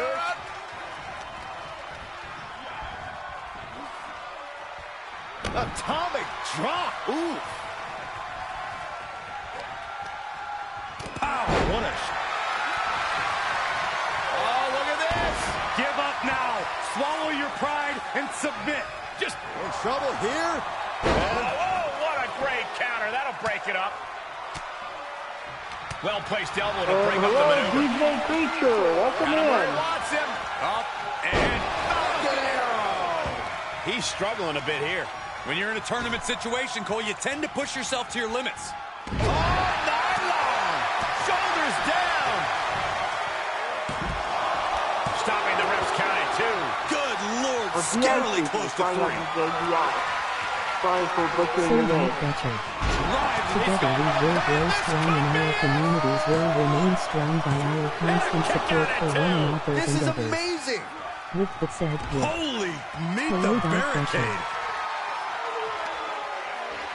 Has Carl in his grip. Sky high. Way up there. Will that stop Anderson? And we have an elimination. Has been eliminated.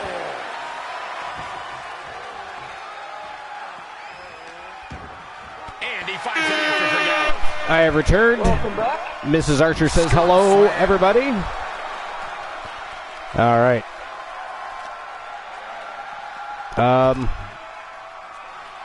I don't know why I'm on Discord right now. That's weird. This arena can't contain them, and if history's any I have no idea what's even happening. All right, here we go. Oh no, I think we're gonna see The electric chair. There we go. All right, so what have I missed? I'm just going to jump back in the chat, see if I miss anything interesting and important. Doesn't look as so. Why does Riddle wrestle in regular trunks? He looks like he's not wearing anything. Why does Riddle do half the shit he does? Not a fan of Riddle. Yeah, I'm not a fan of Riddle either, especially after all of the crap. You know? This fight has made its way to the entrance. I mean, just way too much came out about his conduct with women and other such things. It's too bad. He's talented. I mean, it depends. I mean, like in a few years' time, if he's still on a good path and not being reported by, you know, exes and other women that he's had encounters with and other such things, whether or not he's ever been charged with anything or had to deal with any legalities over it doesn't matter. I mean, it's out there. There's been copies of text messages between him and just inappropriate stuff, right? So I'm not a fan. Not a fan. Held for homophobia, swipe to allow or deny. Uzi to... Oh, somebody said cocksucker. Impressive display of power. This won't win the match, but it's one way to inflict a great deal of punishment on an opponent. Yo, Uzi! That's the first time I've ever seen something like that happen. Because he put cocksucker, it automatically held the comment for homophobia. Like what? But anyway, I mean, why does calling somebody a cocksucker have to automatically jump to the conclusion it's homophobia? Women suck dick that are, you know, married to men and dating men, and I don't care how much magic you put on the floor, you are I don't get it. Maybe it's actually Twitch that has homophobia, and just assume the word cocksucker is directly, you know what I mean? That's a little bit weird, but anyway. Gonna just unlock the new XP point for Twitch. Nice. Strike says, yeah, we are into a lot of risque stuff like BDSM, but never against anyone's will. Look at his eye here, folks. Yeah, cocksucker got held. It just got held again. Suicide. That's a bad landing. A totally ill-advised decision there. Maybe even that one got held. There caused the outcome. Oof, nasty looking inverted suplex. 2 XP points. Oopsie. And he tosses him back in now. That's interesting. DI Creature. Or D-Creature, however you want to be named. Welcome in. Thank you for stopping into episode number 482. Gold Rush Tournament. Vacant YTD Academy Tag Team Championships are on the line. Right now it's the OC versus one of the baddest tag teams on the planet today, the Weapons of Mass Destruction. The man called Drek and Tony Stone, looking to become double tag team champions. They've been double champions before. They've been triple champions when we had a third brand. It is unreal that this match is still going on after a maneuver. Held all 3 tag team championships at the same time. Did Weapons of Mass Destruction and put themselves into the Hall of Legends as Triple Crown champions. The first 2 males to do it. Prior to that, we only had 3 women inducted into the Hall of Legends as Triple Crown champions. Rightfully so. Thanks, Archer. I'm slowly ticking up my checklist, and you learn new shit. Fair enough. Strife says, testing is on what? We didn't get anything.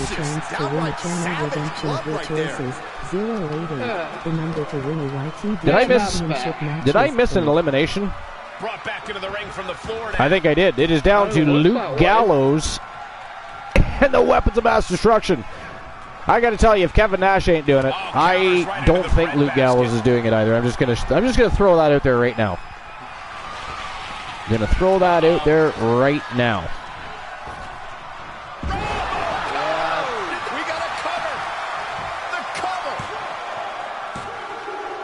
And that is it. That is all. The quarterfinals officially over. The winners of the match and moving on to the semi-finals of the YTD Academy Tag Team Championship Gold Rush Tournament. From Team Dedrick and Team Shadows, it is the man called Drek and Tony Stone, and they are moving on to the semi-finals. So congratulations to Shadows and Dedrick, and of course the Weapons of Mass Destruction faction. So the quarterfinals are over. Time to move on to the semifinals. Now, would you guys like to bet on the semifinals? Do we want to open the betting lines? In this tornado tag match. It is up to yourselves. I'm actually considering, we're still obviously going to have our championship rounds. That's the 3 final matches of any card. But I think going forward, I'm not going to automatically open betting lines for championship rounds. If people want the betting line's open, they can request it. Or I'll put it in under a small Archerverse Bucks fee to do so. Something simple like 50 Archerverse Bucks or something stupid like that. You know what I mean? Yeah. Kind of the way we did it before. I was going to say, that's kind of what we originally did. Yeah, but it'll be specific to the championship rounds this time, though. They can't just open up every single match, because that just drags things out way too much. Way too much. Hey, baby. Wifey's home. I'm going to be a moment, but I will get the next match started. Glenola says hello. Archer's wife says hello. Her name is Mel. But anyway. So yeah, I'm just going to be a few minutes, but I will get the next match and the first match of the semifinals started. Does anybody want to bet on those matches? If nobody says anything, by the time the first bell rings, I will not be opening them. But I am going to go ahead and get the semifinals started. And the first match in the semifinals, and what a banger of a semifinals. Look at that. Phenomenal Soul versus the Wolfpack Horsemen. Demolition versus Weapons of Mass Destruction. Now that are boobies. That is an excellent semifinal. I gotta get off for a minute. But what? Stop laughing. It is not funny. How dare you? Oh, it makes it better. He's gotta get off. That's not what I said. You just said I gotta get off. Damn. Okay, so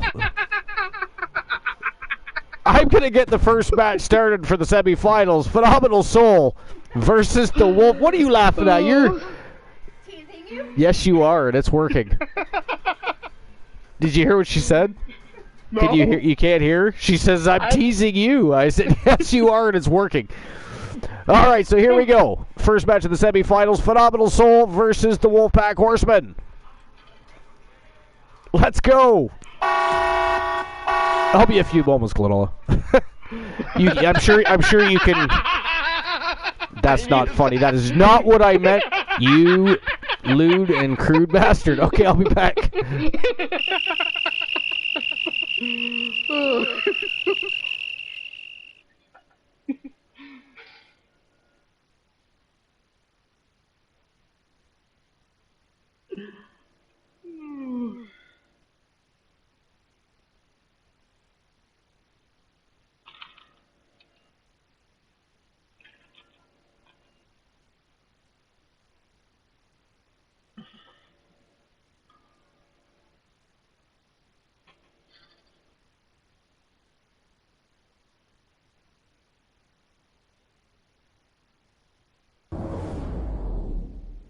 Don't let him lie.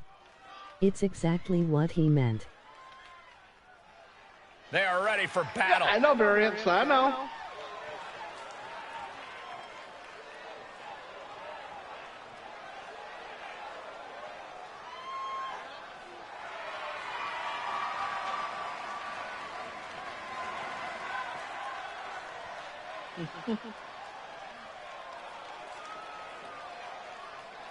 But this, with the history of the Wolf, between the Wolfpack and the Phenomenal Soul, this is going to be a great match. But I'm going to go with the Wolfpack to win this one.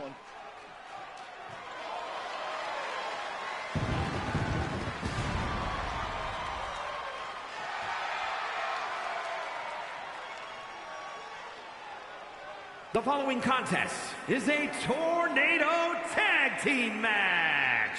On the way to the ring, at a combined weight of 456 pounds, power and glory. You are looking at some highly motivated competitors in this match, looking to steal the show and capture the attention of the entire WWE Universe.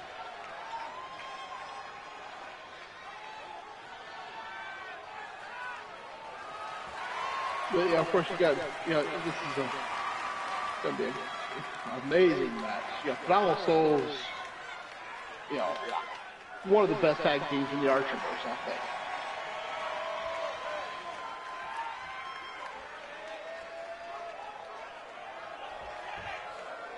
This is going to be good.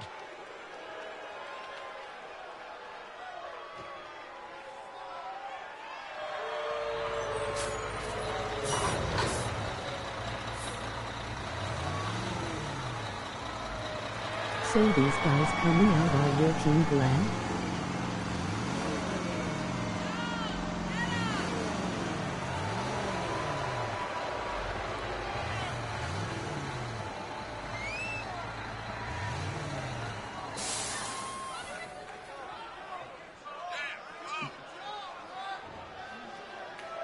Well, the Wolfpack, these two members are Team Froggy Mothleg and Team Life is Great. But the faction, I kind of came up with the idea for this faction. You know, Wolfman's the leader of the faction. War Machines, you know, with the faction. Then we also have Team Toyota Pierce with the Anomaly Kia Stevens. And of all the possible matchups in this tournament, I'd say we've got one of the best in front of us right now. Team A&T Me with Ashley Marine. This got Gail Kim. real show-stealing potential. Team Cornhusk Show with Karina Farmer. And then Team Night the Dying with Omega. How in the world did he kick out there? Every kick out taking so much energy to muster. Air raid bomb. Hits him with the counter. Down for a European arm breaker. This could do it. And a kick out at 2.5. Are you kidding me? Once in a while, we foot just stomping add new down. people. Hello, the Corbin estate. Archer had to step away for a minute. He will be back shortly. But And he's welcome falling in. victim again.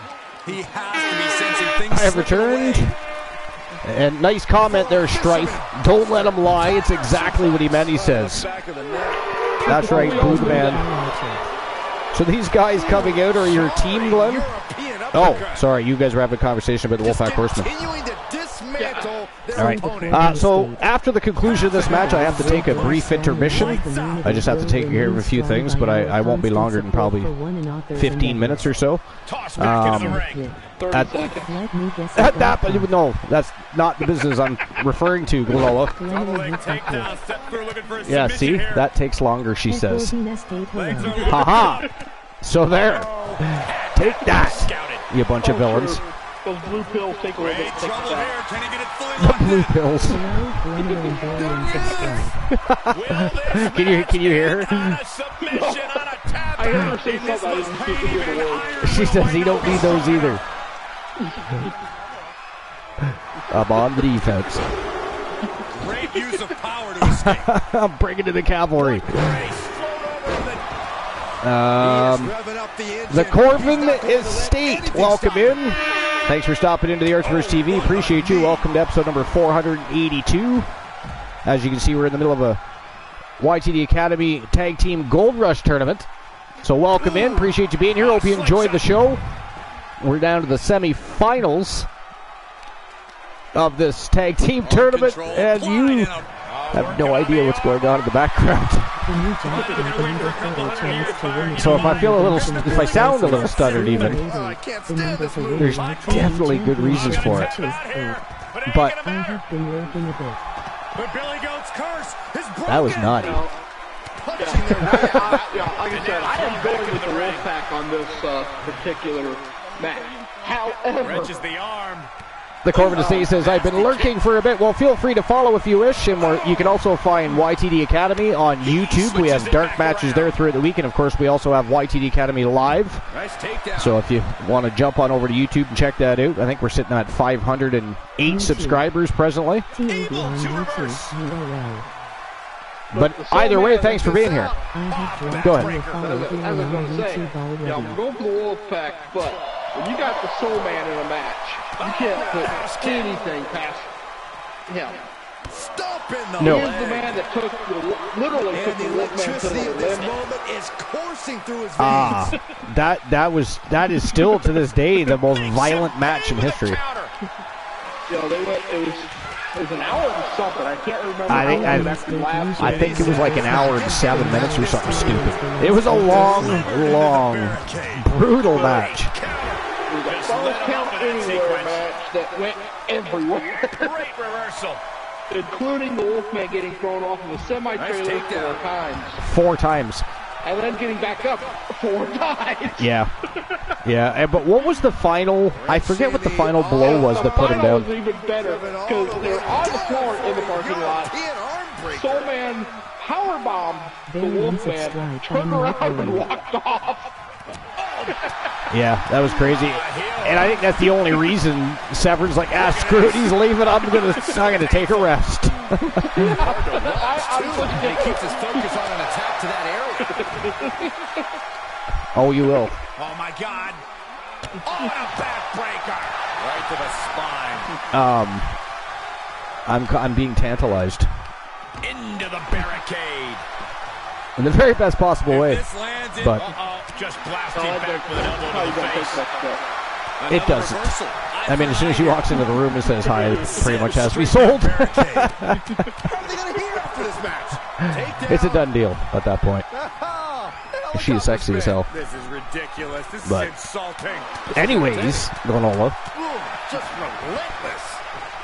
relentless. The Corbin Estate says, very straight, I'm not worried. Wait, what? Corbin Estate, usually way more smack talk from our experience last week or so.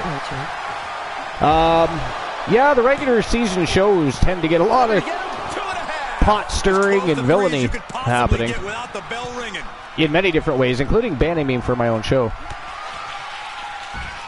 Strife says, are you being titillized? You could say such, and a few other things to go with it, yes. Indeed. I thought that was game over. Pure guts to kick out there. And you can sense the desperation. You know, for saying these guys have already been through a first-round match, a lot of resiliency and heart being shown by both teams here. This has been a battle from the opening bell. Oh, I know. The Phenomenal Soul, yeah, well, I mean, multiple tag team champions in YTD Academy and on Wrestle Wars Genesis. Same with Phenomenal Soul. Joe Link has been world champion, YTD Academy champion.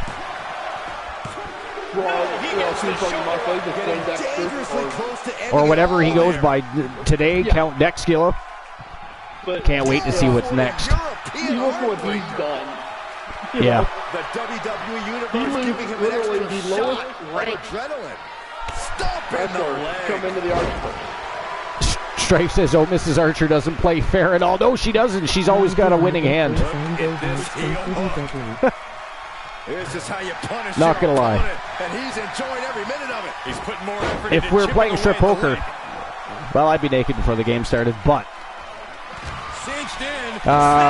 Yoda says, why do I get Brazongo vibes from Pretty Deadly? I kind of thought the same thing. Now, to be fair, I think they're a better team.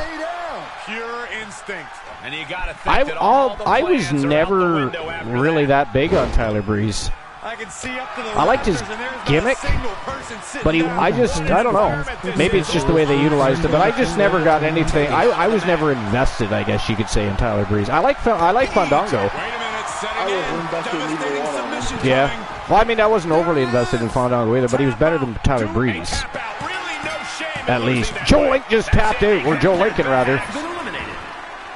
I hope Joe Link didn't tap out. Or else his boss is going to be pissed.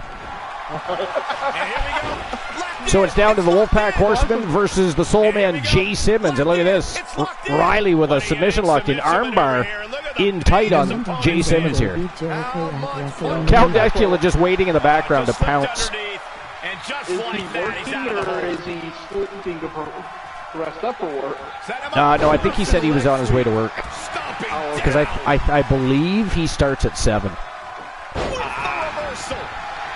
Strife says, Yoda, because Pretty Deadly is Brazongo if you ordered them off Wish. Nice.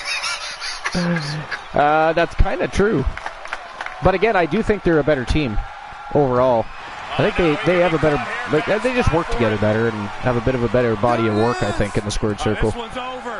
Yoda says, remember Fandango beat Jericho at WrestleMania? I know, how ghastly is that? But I mean, oh, look at that. We're finally down to a member of each team. That hasn't happened throughout the entire tournament so far. And that one misses the mark. It's usually been 2 members of one team against 1 member of the other. Who's going to take this thing? The Soul Man Jay Simmons or Count Dexkilla? Got the head scissors on. Sharp elbow. Fighting back with a kick. Damn. Kicked him right in between the eyes. And drop kicked him in the face. I mean, that is not pretty. That would not fit. And stomped him in the face. The Soul Man is just pulling out some ruthless aggression here. That's what's going on. Count Daskula in a crossface.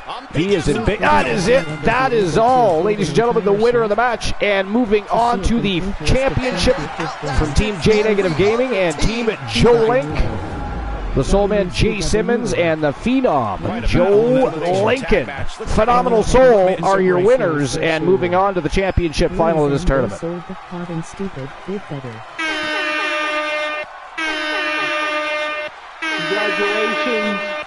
Team Joe Link and Team Jay Simmons. You know, they are amazing people. Yoda says, will Pretty Deadly ever be able to afford an entire t-shirt? What's J-Negative going by now? Do you remember? Is he not under J-Negative anymore? And these two really do make the perfect pair. I didn't even know that. Oh, yeah, when did that happen? Because he's still, I think he's still J-Negative on, or is he J on Discord? I forget. But superstars and standing tall on Discord, I'm not sure. But yeah, I want to say he changed his name on Twitch. I did not know that. All right, so again, congratulations to Phenomenal Soul. Moving on to the championship finals.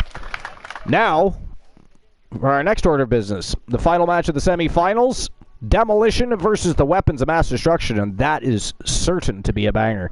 I mean, if I was betting on this match, I don't even know who I'd bet for, I'll be honest. I think both are equal opportunists. Power, speed, technically sound on both sides of the fence. I mean, I don't know. Either way, Phenomenal Soul is going to have their hands full. Doesn't matter who takes it, in my opinion. I'm not saying they're going to be Phenomenal Soul. I'm just saying they're going to have their hands full with either Demolition or Weapons of Mass. I don't think it matters. It's going to be a dance. I do want to dance. Just not right now. All right. So, anyways,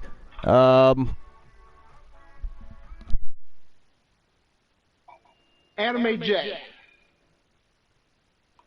AJ? Anime J. Okay. Yeah, well, that's what he's going by, Anime J, on Twitch?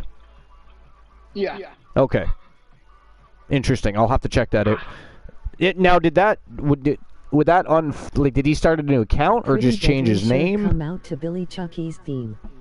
Because I'll be honest, I haven't seen him live, even as Anime J, at least I don't think. Strong and our communities will remain strong. All right, well, while we're figuring that out, let's get the next match of the evening underway. It is the last match in the semifinals, Demolition versus the Weapons of Mass Destruction. Let's turn and burn. Together we will grow strong and our communities will now, because I'm taking, I'm going to be taking a short intermission here shortly. When I do that, would you do me a favor and read a list? The new jackpot number for a chance to win dig up a list, and because I do have to take a short intermission, what I'm going to do, I will offer everybody a bonus match after the tournament concludes. You guys can pick the match, decide what it is, put a title on the line. I don't care. That will be my bonus gift to you guys, because again, I do have to take a short intermission. I shouldn't be too long, but still, that's what I will do for everybody. We will have a bonus match after we decide who our new YTD Academy Tag Team Champions are going to be. Now, I don't have to leave quite yet. I believe the miss is set in about now 10 minutes, probably. So, but anyways. So, Anime J, I'm going to have to look that up. Make sure I'm still following him. I think we probably are. By the way, has anybody played the lottery yet? I don't think so. I don't think anybody's played.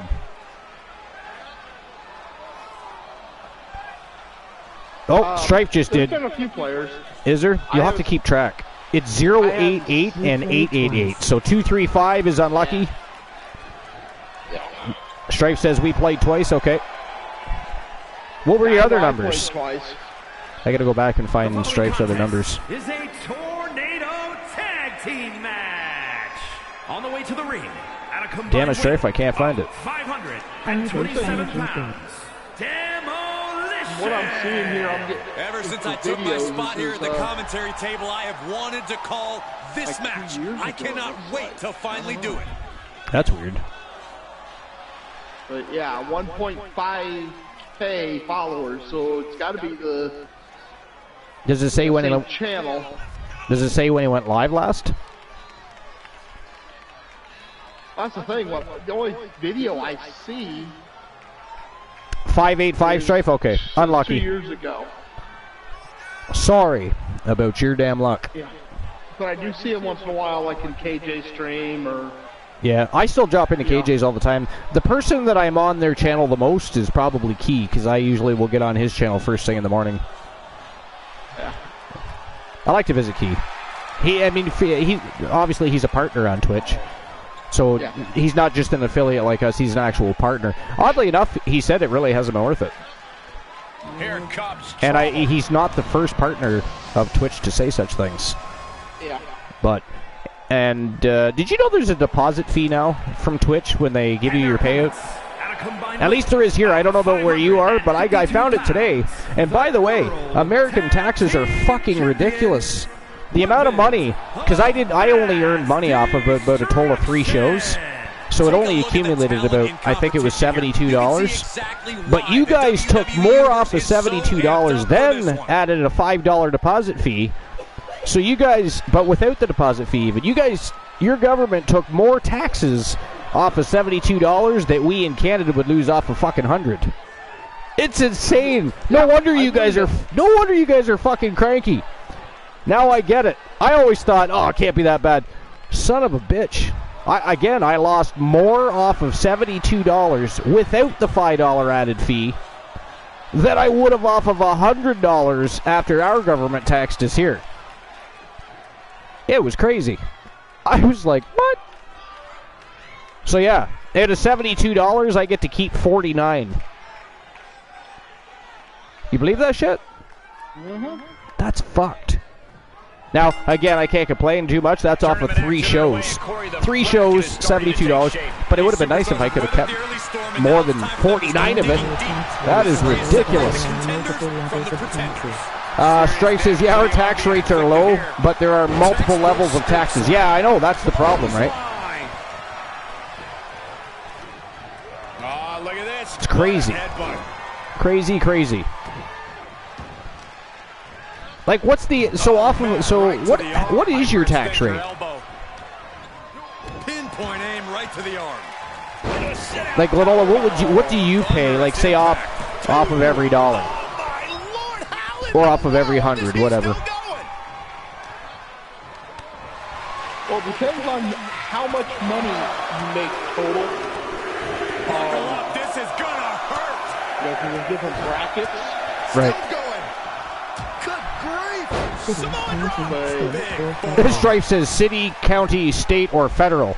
That is gaslight. That's the multiple level of taxes, I know. And that's bullshit too, you know. You shouldn't have to, I mean... that's just weird. Like, we pay federal tax, but we don't, and we do have a provincial tax, but we don't pay across different provinces or anything like that. It's all the same. Well, except for Alberta. So, for the federal income tax, yep.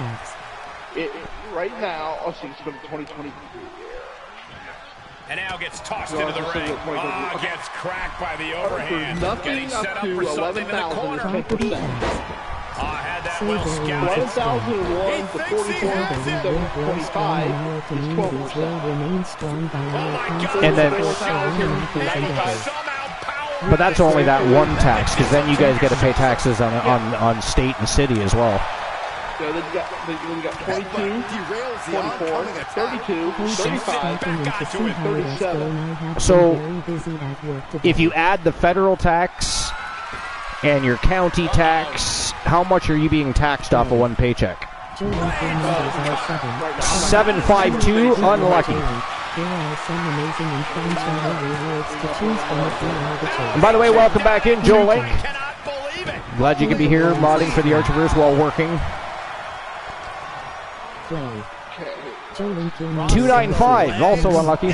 Didn't somebody else get 295 as well? There are some amazing intentions to choose from if you are the choice. 4.95% flat rate. So add that to 12, that's 16.95. Today, variants of Stripe And then, is of course, you Ricochet. had 6.25 sales tax. Jesus. Play. So now you're up to, what did we say? We're at 16, so plus what? How much did you say for the... 6.25 for sales tax? So now you're up to like 25%. Jesus Christ. Yo, you pay a lot of taxes. One more move or one Now is that it? Is there? Well, I can't say anything about that. We have a fucking carbon tax up here now, applied to our every time we pump at the gas pumps. And there's more? Oh, Johnny Braddock got eliminated, and they just realized that right now. It is down to just Cyborg, Adam Colossus, and the weapons of mass destruction here. Watch this display of Not good for Colossus. Okay, so Well, unless he continues the path he's on, I suppose. Loading. for last year, let me get this opened up here. The Illinois gas unloads with the boot. Couldn't have done it better myself. 0.42, Big time slam. 42.3 cents a gallon. Oh, man. For And he wants nothing to do with any of that. Yeah. When, yeah, that's crazy. The diesel was 49.8 cents per gallon. Tucks his tail between his legs and gets out of there. That's your tax on it? Yeah, per gallon of gas, they add that much. Fuck, that's more than here, man. I can't remember what it is here, which I still find ridiculous, but that's how much again? Oh dear, this doesn't look good. Plain gasoline is 42.3 cents. 42.3 cents a gallon added. He just kicked out by a fraction of a Jesus second. Christ. Man, again, no wonder you guys are so cranky. Y'all just need to stand up and revolt. He retaliates. Like you did back in the day. Although it's a little harder these days. The military is a little more powerful, a lot more technology, and just would zap your ass. But so there's that. There's a reason people don't do that. We all say that we should stand up against our government. Good fucking luck with that. Good fucking luck with that shit nowadays. Well, I got a list here. I just started off just so you get an experience of an archer. Yeah. This is from top 10. Top 10. Let's stone grab the rope. Finishers. Able to parry Okay. that one. Let's see who. I'm not sure who wrote this one. Number 1, the Cobra, Santino Marella. That was entertaining, but that's as far as I'll go on that one. You know. Yeah.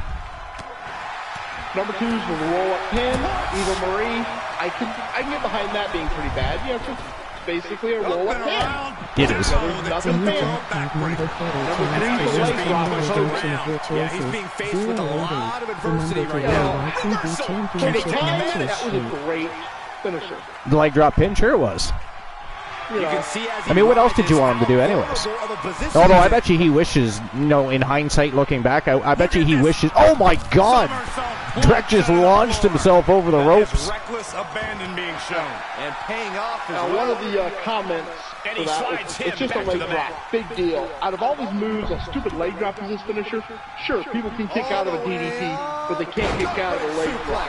Seriously? And he keeps his focus on an attack today. Double team action. What's going on today?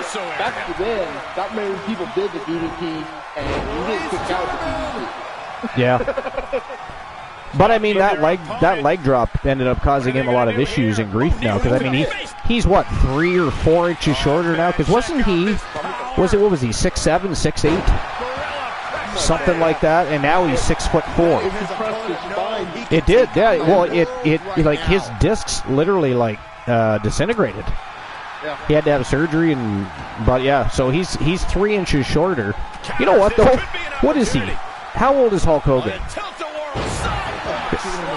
Because I got to tell you, for a guy that's been a bodybuilder his whole life and a professional wrestler, he still looks real good. He actually looks better now than when he was younger. When he was younger, he looked old. Now he just, it's Hulk Hogan. You know what I mean?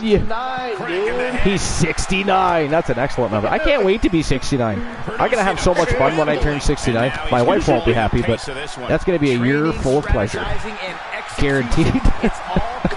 Number 4, you have the glorious DDT. Bobby Roode. A normal DDT, but he says glorious before it, so his opponent always knows it's coming. All right, I have to take my intermission. Feel free to continue. Okay. So after this match, so we'll have, obviously, after my intermission, we'll resume the YTD Academy Championship Final, and again, we'll have a bonus match. You guys are in charge of that, so. Well, the 2-on-1 duty here was number 8 and number 9. So much could go wrong. DDT, Jake Roberts. What a punch. Yeah. That's how you stop Okay. And then number 9 is the last ride. Interesting. All right, I do have to go.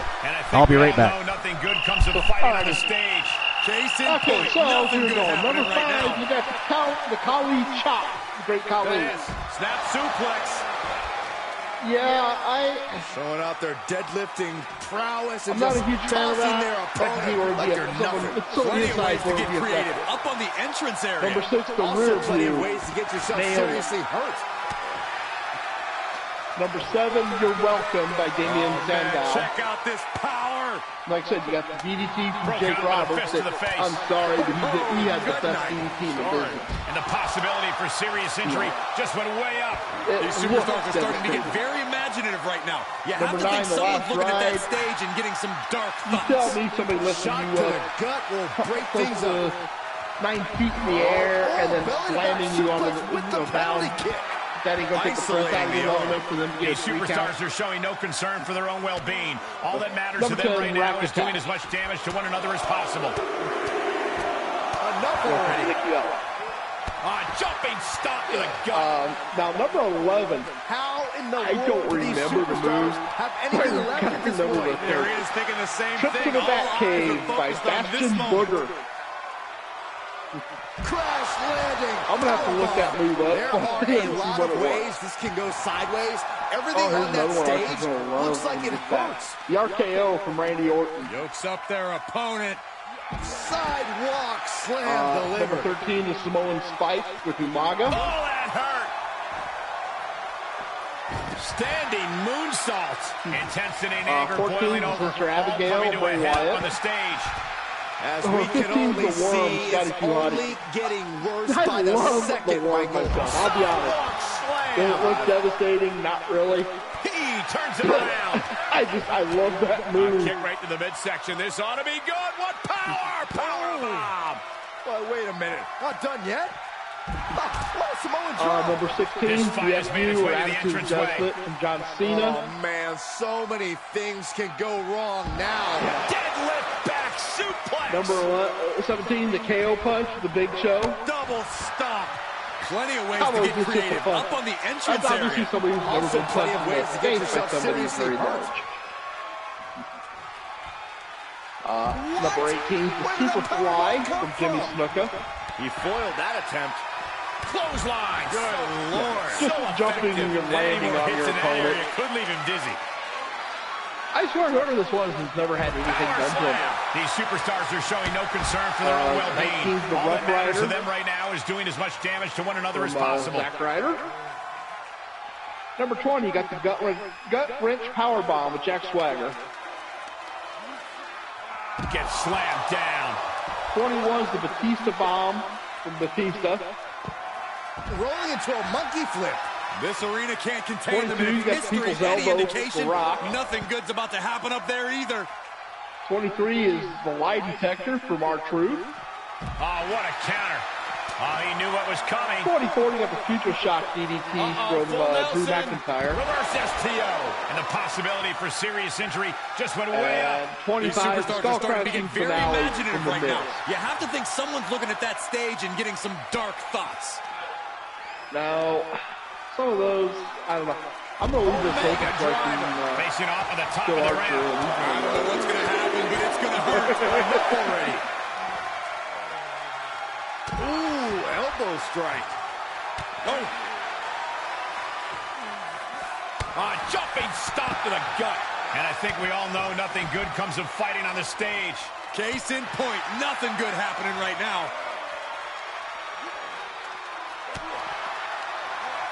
Able to interrupt the attack. He takes control. DDT firing on all cylinders. This is a pretty dangerous place to fight. Screens, exposed metal, ledges, so much can go wrong very quickly. Driven straight down. Double stomp. This arena can't contain them, and if history's any indication, nothing good's about to happen up there either. Got it scouted.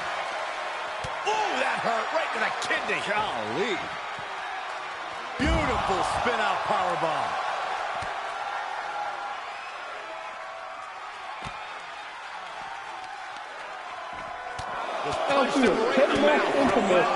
Facing off at the top of the ramp. I don't know what's going to happen, but it's going to hurt. And these attacks up in the neck area have gone way too far. Listen, someone needs to ring the bell before this situation worsens. Culture.com. Tossing the massage. Dated June 2nd, 2023. Spectacular athleticism. Now, number 10, you got the billion chest wedge. Shot, they're slamming their face down. Yeah, that one was pretty controversial. Wasn't even that Nice sit-out powerbomb. angle on it. Backs them off with a headbutt out of nowhere. Scoop slam sets WWE was things so up. rotten and desperate as the Attitude Era box office waned, Hoist it up. and it was as if Vince McMahon created a dartboard in which every possible controversial subject matter was written down. Necrophilia, sexual gets tossed assault, back into the mat. threw an arrow at it. It's one increasingly bleak crack that popping the teenage Ed George didn't work. Why just try another? For much of the with this aggression era, He turns it WWE's around. standard operating procedure is to be awful and expect the profits to roll in. And he One of throws the the minions such opposition as back into the Billy ring. Gunn and Chuck Palumbo were heavily insinuated to be a romantically entangled same-sex couple. It was never expressly stated, but it was all but clear. And WWE even reached out to I think we know what's coming next. storyline and ensure positive press coverage. That revealed WWE had promised to air an on-screen wedding. This is their fitting Not yet. They just It got was the revealed to be a shoulder up. publicity stunt after Billy's character is quick to say, in no uncertain terms, this proposal, she calls, we're not gay. He wants it It one was a more point that time. begins to WWE's business plan at the time. Man who secretly officiated the ceremony, Eric Bischoff, is fond of remarking, controversy creates cash. And it does. He's completely right there. We're at a vital stage in this matchup, and this audience is fully aware of it. Yeah, they know another turning point can come All at right, any Katie second, Dick and angle. that can be the instant Yeah, that ends that it one all. was pretty And bad. that was a precisely measured attack. And I'm not even going to get into that. That was one that even I got a little upset with. Evades their offense. Clothesline takes him down. Forget about. Oh, there's the Irish curse. Number 8, Muhammad Hassan A character. much-needed big move. That was- First down. No, he These beats the picture count. plays Vince McMahon is presenting the idea how they got that up from that. Muhammad Hassan Operating on character pure was instinct created and in adrenaline 2004. right Should the Arab That was Americans plan have been A, unfairly and it didn't portrayed work. Bill He Clinton must as be 9/11? thinking about plan B at this point. Trick that. Complete nonsense, of course. WWE knew precisely what they were doing, anticipated an audience reaction to the character, and used it as pretext to develop it from persecuted Arab American lashes out to shoot terrorists Denied with an elbow. or to shoot terrorists. This is remarkable, frankly, that WWE knew right to the bother on face. doing it in the first place. He's Very going for it quickly, all. WWE could not help themselves. Steve Austin, the babyface, Look said, I out. see saying people right in Hassan's face. And that was a collision Yeah, you because don't for the want to be common on the man, receiving end racially of. abused Came down like a Hassan's wrecking ball on a cinder Fans are block. absolutely not meant to receive Hassan as a persecuted figure. In any other world, that also would go to babyface Hassan. According to this, can't possibly work in wrestling Rolling into a in monkey their flip. white American canon. And it had nothing to do with also He being moved, white on but that. can And he capitalize? the character itself is German suplex. unlikable. The one portraying it just did not do a good job at it at all. Lights He was out. extremely Cyclone unlikable kick. in the portrayal. Oh, Yeah, it could have been anybody to make those comments, and it still would have been. Run out of ringside and back to the mat. Plus, there ain't much Austin could do at that time. He's reeling, From the slowly fans. getting up. He was too over. He's one step ahead there. Also, Jerry Lawler on commentary Sit out. promoting that Hassan had ordered And ready his to eyes cover are everything except piercing their through eyes. the opposition now. Over the top. Dragon slip. The target's Yeah, been I just acquired the once character more. itself is So pathetic. much brutality with that move tonight. 2 count. And the elimination desperation. The last and then it team goes on standing. about the terror. The next one was the terrorist attack thing on. Here's a few clips from the last match for us. Undertaker. Yeah, and that was not a good. I'll agree with that one, actually. Number 6, we got Triple H versus Booker T program. Finally put them down. Here are your winners. Weapons. Bruce Pritchard defended the Triple H versus Booker T program on his Something to Wrestle podcast. Tag team chemistry in full effect with these two superstars. These two had no trouble adapting to the stipulation and utilizing each other's strengths. You're here to make Impressive people stuff. laugh with your nappy hair and you're suckers. Pritchard insisted the contest and the storyline was designed for Triple H to bury WCW and cast doubt over the result. Did a former WCW guy really have what it takes to win the big one at WrestleMania 19? It's strange Triple H didn't say anything like this when feuding with Goldberg. Also, Triple H didn't throw money at Goldberg or claim that he would be his limousine driver. Ask yourself why that is. The answer is obvious to everybody with the exception of Pritchard. When Triple H also said, you're going to do what people like you always do, you're going to lose. Nobody believed us because believing that would be absolutely insane. Booker T wasn't going to lose after that storyline, was he? That'd be unconscionable. Booker T lost. Here, WWE put smiles on the face of the worst people in the world. No, I kind of agree with Pritchard that they were going after WCW, and there's other ways to go after Goldberg. I mean, you have to. Each one has to be tailor-made. You know, you don't just here. We use the script on this guy, so now you're going to use it on this guy. Don't, that's just stupid. And here we go. The Weapons of Mass Destruction won that match. So we're gonna have Phenomenal Soul versus the Weapons.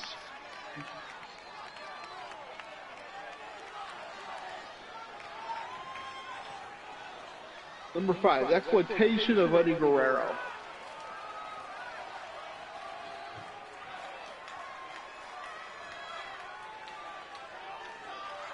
Yeah, I don't really remember this one too much. I remember when he passed, but Eddie Guerrero died November 13th, 2005 of heart failure. Wrestler's life caught up to him just as it had too many of his peers in the awful cycle of tragedy and misery. Shocking death devastated the industry, but this, of course, did not prevent WWE from exploiting it. His best friend Rey Mysterio was pushed as a direct result of it. Feud with Randy Orton, who said that Eddie was in hell for worst chief heat. Yeah, I don't remember that, but that was Orton's character, definitely. And I'm not an Orton fan. I actually really have not been an Orton fan since his shoulder injury when he was just starting out in WWE.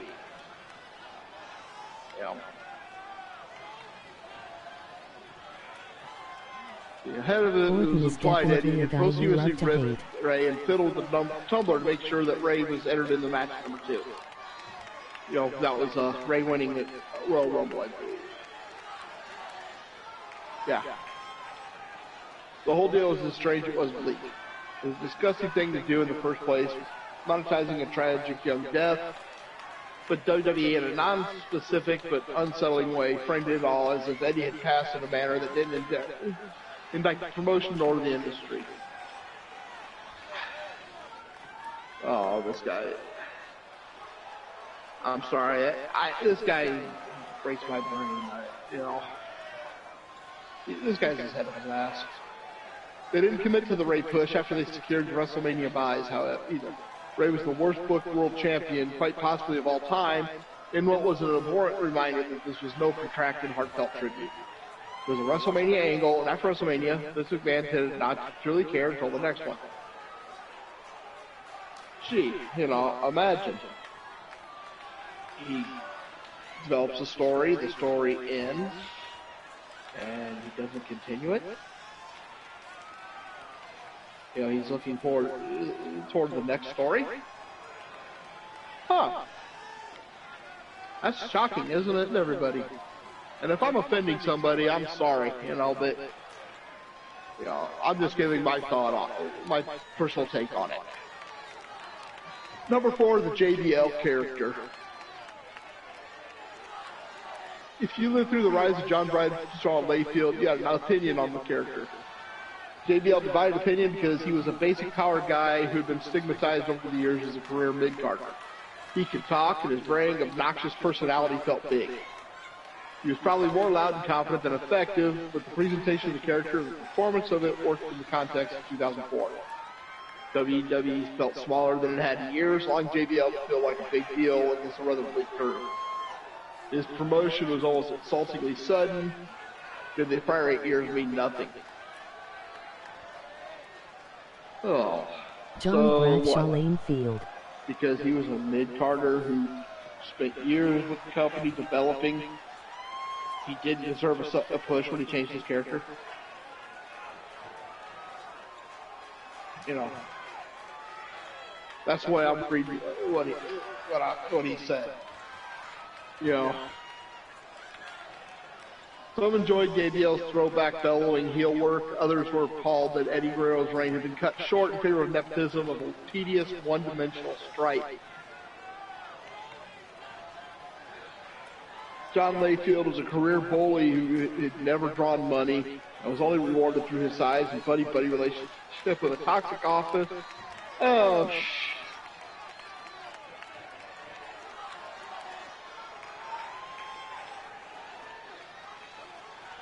I'm sorry.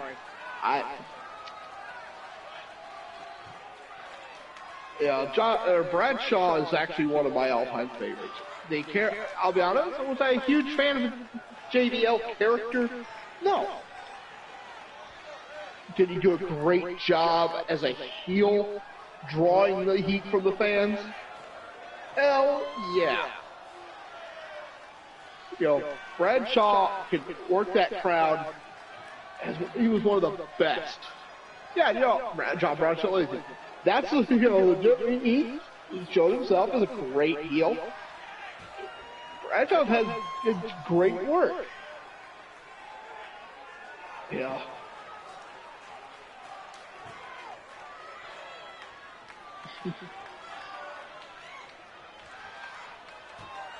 Okay. Number 3, we have Dr. Heine. Again, I'm not sure if I remember that. Jim Ross is still demonstratively traumatized by his WWE experience. Whenever he catches himself by saying he or she on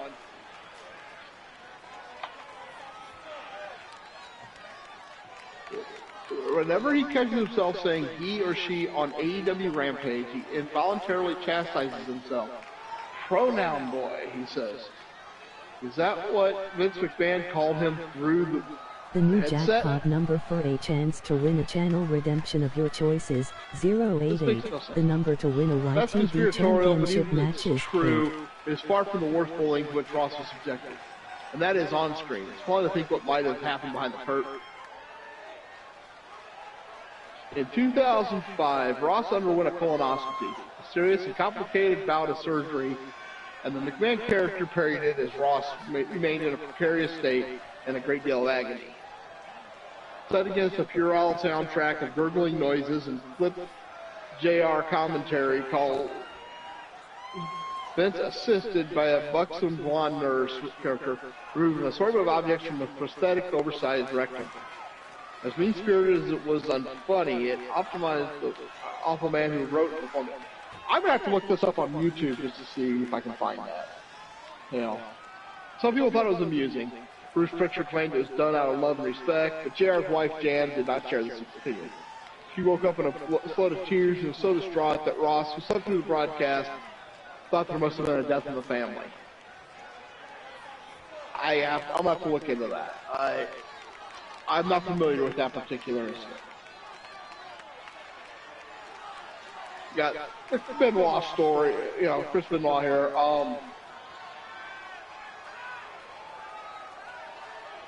And you know, everyone knows that situation. I'm not going to get into it. You know,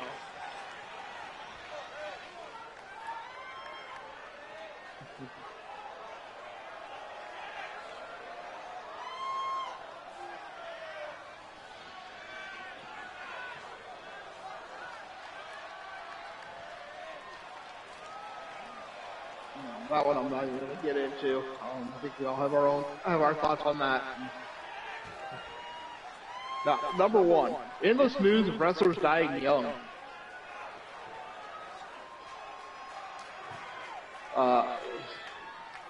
Okay, was WWE and the wrestling industry itself to blame for the gruesome, never-ending stories of deaths in the 2000s, or was this the cumulative effect of poor personal choices?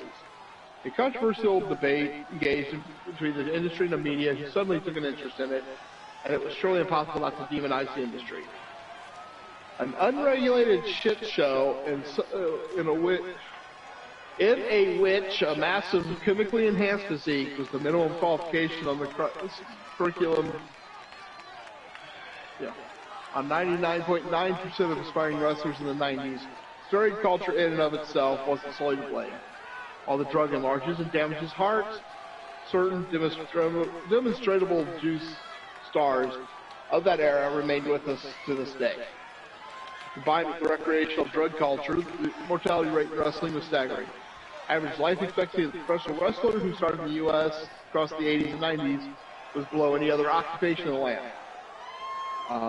Mortality rate as of 2015 was 2.9 times greater than the wider male population. Wrestling's culture and lack of regulation and off-season converged to create a racket of death. They were rock stars and athletes who never stopped partying or competing, and the toll was brought into focus in the 2000s. Alright. I'm sorry, but that one there, I don't have a lot to say on that. But overall, I don't read this guy's list very often because he's that. As far as I'm concerned, he's got his head so far up his ass that his deadness has to do with his rectal exams.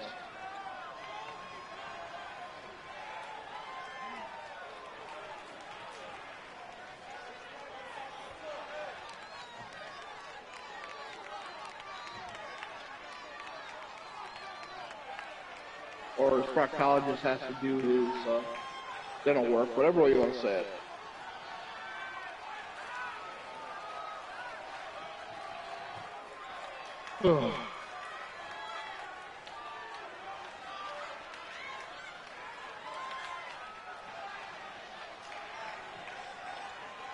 But what's your guys' opinion on it, I kind of gave mine as I went.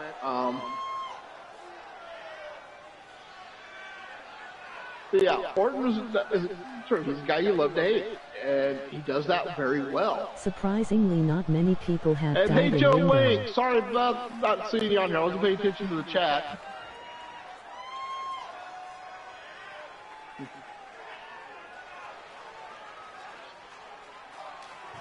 Let me give you a shout out here. Yeah, I agree with that. It's you'd think more of them would die in the ring.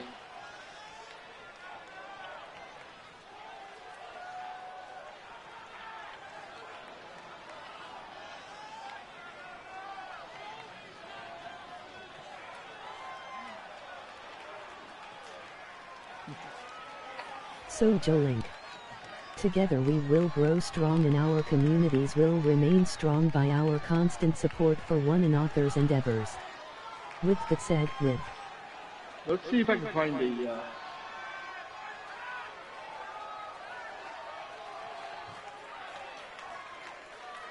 list here.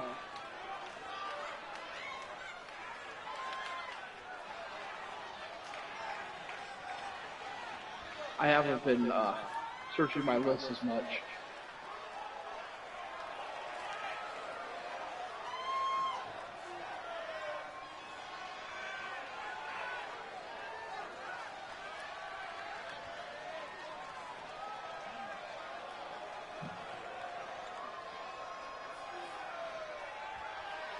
Oh, here we go. Let's do this.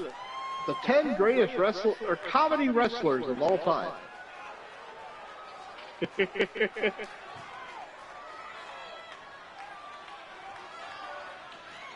This will be from thesportster.com. Matthew Wilkinson, and this was December 23rd, 2019. Number 10, you got the Hurricane. Yeah. I love the Hurricane. I really did. Yeah. Of course, I really did like Sugar Shane Helms back in WCW. So, it helped that I already enjoyed the character, that wrestler. But, yeah. And he did some great stuff in that ring.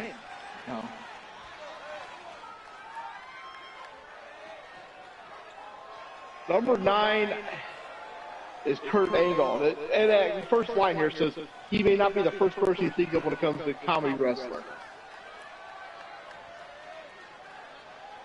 R-Truth is up there. But, he did have some funny moments. Has wrestlers to break character more than I have returned. Thank you for your patience. I see the weapons of mass destruction have moved on. Well, I guess that's no surprise. It was down to... Wasn't it down to 2 members of weapons and 1 member of demolition? Or no, wait, who was their opponents? It was demolition, right? I think so. We're going to find out in a minute. I believe it was demolition. Yeah. I'll be honest with you, I did 2 lists. You're gonna love both of them. It was demolition. You the one. What is it? I'm gonna send you the second list I did for you to read later. Okay. It was that bad. And by the way, congratulations to Weapons of Mass Destruction making it into the championship final. This is going to be a banger of a match. Phenomenal Soul versus Weapons of Mass Destruction. And of course, again, because I took a bit of an intermission, I'm going to allow you guys to create a match. It can be a championship match. You guys decide, put your thinking caps on, and immediately following the championship tournament, we will have one final match for the eve. But let's get things rocking and rolling. It is time to decide who is going to be our YTD Academy Tag Team Champions. Phenomenal Soul, Weapons of Mass Destruction. Phenomenal Soul is who I'm going to go with on this. You're going match. Phenomenal Soul on this one? Yeah. This is a tough one. It's easy for me to side with Phenomenal Soul, but Weapons of Mass Destruction have just done so much and accomplished so much in the last couple of months. It's been crazy. Singles championships, tag team championships. I mean, Joe Lincoln has done the same. Jay Simmons, he seems to be more sticking to the tag team division these days, but it's a tough one. I don't even know. Yeah. I don't know. But either way, we're going to find out. Let's turn and burn. It is showtime and go time for the championship final of this YTD Academy Tag Team Championship Gold Rush Tournament. Let's go. Now, Archer. Yes? That worst finishing list. Oh, yeah. How'd that go? 088. Wait a minute. The last ride was a worst finishing maneuver? Yeah. That's ridiculous. So I'm going to run through this really quick. The Cobra, the roll-up pin, leg drop, glorious DDT, collie chop, rear view, you're welcome, Jake Roberts DDT, the last ride, rack attack, trip to the Batcave, which I got to look up on YouTube. Yeah, I don't even know what the hell that is. I got a question though. Does it give reasonings behind why they're listing these as worst? This is that one where people can vote and. This is the same site I get Taco Boy off of. Oh, okay. Gotcha. So it's that. I actually had to look to make sure it wasn't a Taco Boy list. I mean, a few of them made sense being on there, like the Cobra was stupid. But I mean, what was wrong with the Glorious DDT? Jake the Snake Roberts approved of the Glorious DDT. It's a normal DDT, but he says Glorious before it. At least that's what one commenter put. But it's the way he administers that DDT, though. Like, it's not a normal DDT. No. Though Jake the Snake Roberts still has the most devastating apparent DDT. Oh, Jake the Snake Roberts. Nobody does the DDT like he did. Nobody to this very day. No, but, well, possibly Randy Orton. Yeah, I was going to say, Orton comes close. Yeah, he sure does. His DDT, especially when he does it off the ropes. Yeah, and speaking of The following Randy Orton, contest is number 12 is the RKO. Tag What? Team match. How And it's dare they? for Hey, was the diamond cutter on there? Tag Team No. Championship. Oh, isn't that weird? Not in the All the way top. to the ring. Isn't that weird, considering the RKO is simply a different variation of the diamond cutter? Yeah. They probably don't even know Guys, the we diamond cut. finally You know, found a aren't new even champion here thinking tonight. about That's DDT. right. The title's been vacant. That's crazy. Number 13 is the Samoan One of these Spike. superstars will be going home See, I don't know. I like the tonight Samoan as Spike. I mean, new now don't get me champion. wrong. Your opponent has to be worn down. I mean, it's one of those finishers that should be a secondary finisher, but you're driving your thumb into somebody's carotid artery. What do you think is going to happen? Oh, one of the comments, this move does not look like it hurts at all. A thumb to the throat. It doesn't really? have to hurt. Well, even, yeah, but it doesn't even have to hurt. If they take the thumb and drive it into the carotid artery, it sends blood rushing to your head, and it can literally make you pass out. Like, now, in martial arts, they quite often do it with what's called a ridge hand or a knife hand strike, 552 pounds. or something to that effect, and they administer it to the carotid artery, and it can do a few different things. It can make you woozy and see stars. It can make you pass right out. You know what I mean? And like you said, another side effect is it does damn well hurt. Oh, another comment was, it doesn't hurt, it just leaves this annoying pain. It doesn't hurt, it just leaves pain. Yeah. Well, that says it all, doesn't it? That says it all. Yeah. All right, so number 14, you got the Sister Abigail. Sister Abigail, I like that move. Yeah. 15 is another move I love, but I can understand why it's a bad finisher. The Worm. The Worm, yeah, I hated the Worm. I'll be honest, I hated watching him do it. I loved watching it. Oh, people cheered. A lot of people love that shit. But don't get me wrong, I thought it was entertaining, but as a finisher, you know, Yeah. a worm and a couple chops across the chest. I don't know. Number 16 is the FU, or Attitude Adjustment. You win these, Yeah, you make well, a case as one that of was the just a best variation of the teams F5, right? ever. More of a fireman's carry slam. Yeah, well, that's basically what the F5 is. Fireman's carry, and then he drops you basically into a face buster, These superstars flatliner, have it all on whatever the you line, want to call it. And they are one. Shoulders down for the count. I think it's not hurting too And a much. kick out after a long two. He must be hurting if the Yeah. match almost I don't ended know. there. Number 17. I kind of got a kick out of this one. This is the one comment. KO punch, the Big Show. All the way up. So The comment, KO punch. it's just a punch. It's just with a giant fist to the side of your head. But yeah, by a 500. Well, I mean, now he's down below 500 by quite a lot, right? He's in pretty good shape. But then when he was doing that, he was at least 500 or close to. Didn't he at one point? You might have to fact check this, but didn't he at one point actually get up over 500? He might have. Everything these two men have been through. But, yeah, I was looking at whoever made that comment. I'd love to see them go up to Mike Tyson and say, "You can't knock anybody out." That's With just a punch, yeah. Might be enough. Yes, it is. Right? It just sounds silly. Devastating kick. Man, oh, Tony's. I thought he was going after Simmons. He launched himself at Joe Lincoln with a springboard cutter. How are they going to hear after this match? These teams, I mean, it's been a fantastic turn, but these two teams have to be fatigued. Is this enough? No, it isn't. He kicked out. He kicked out. Don't turn out the lights just yet. Oh, big lariat from the feet on. Oh, okay. Now this is slamming their face down. going to be from Sportster. And a I carefully don't know whether measured it's knee published. drop. It looks like it's published Strife, February 17th, Strife 2023. Strife had said, yeah, he grabs the trunks and lifts them so they are totally airborne. Yeah, exactly. It's not a regular DDT, and he administers it very well. I like the Glorious Game. The only thing is, they need to go back to that, but have him as a full-blown heel, because people love it. But how much more obnoxious, annoying, and cool would it be if he was a full-blown heel coming out like that? What a takedown. You know what I mean? It would be far much more entertaining. I think people would invest in it more. Yeah, I mean, sure, during the heel run, the boos would appear, but the hammer right on the lower So it looks like in an interview with Conan O'Brien, Big Show admitted that over the years his weight had fluctuated between 537 and 463 pounds. Wow. That's a lot. 537 pounds at his heaviest.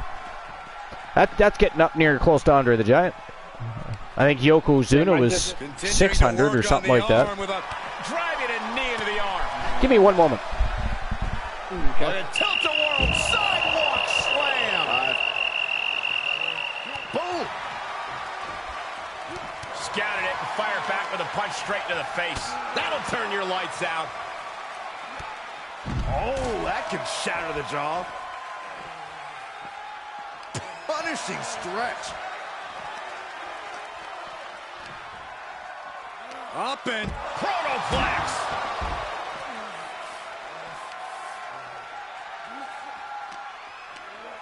Thrown back in under the ropes. Oh!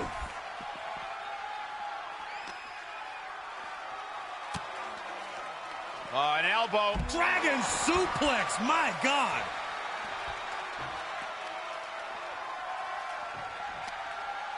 He's got him. No way. Oh, my! That's playing fast and loose with your own body. That is weaponizing your body. That's what that was. Oh, my God. Pendulum backbreaker. Tick-tock. Launched with a belly-to-belly.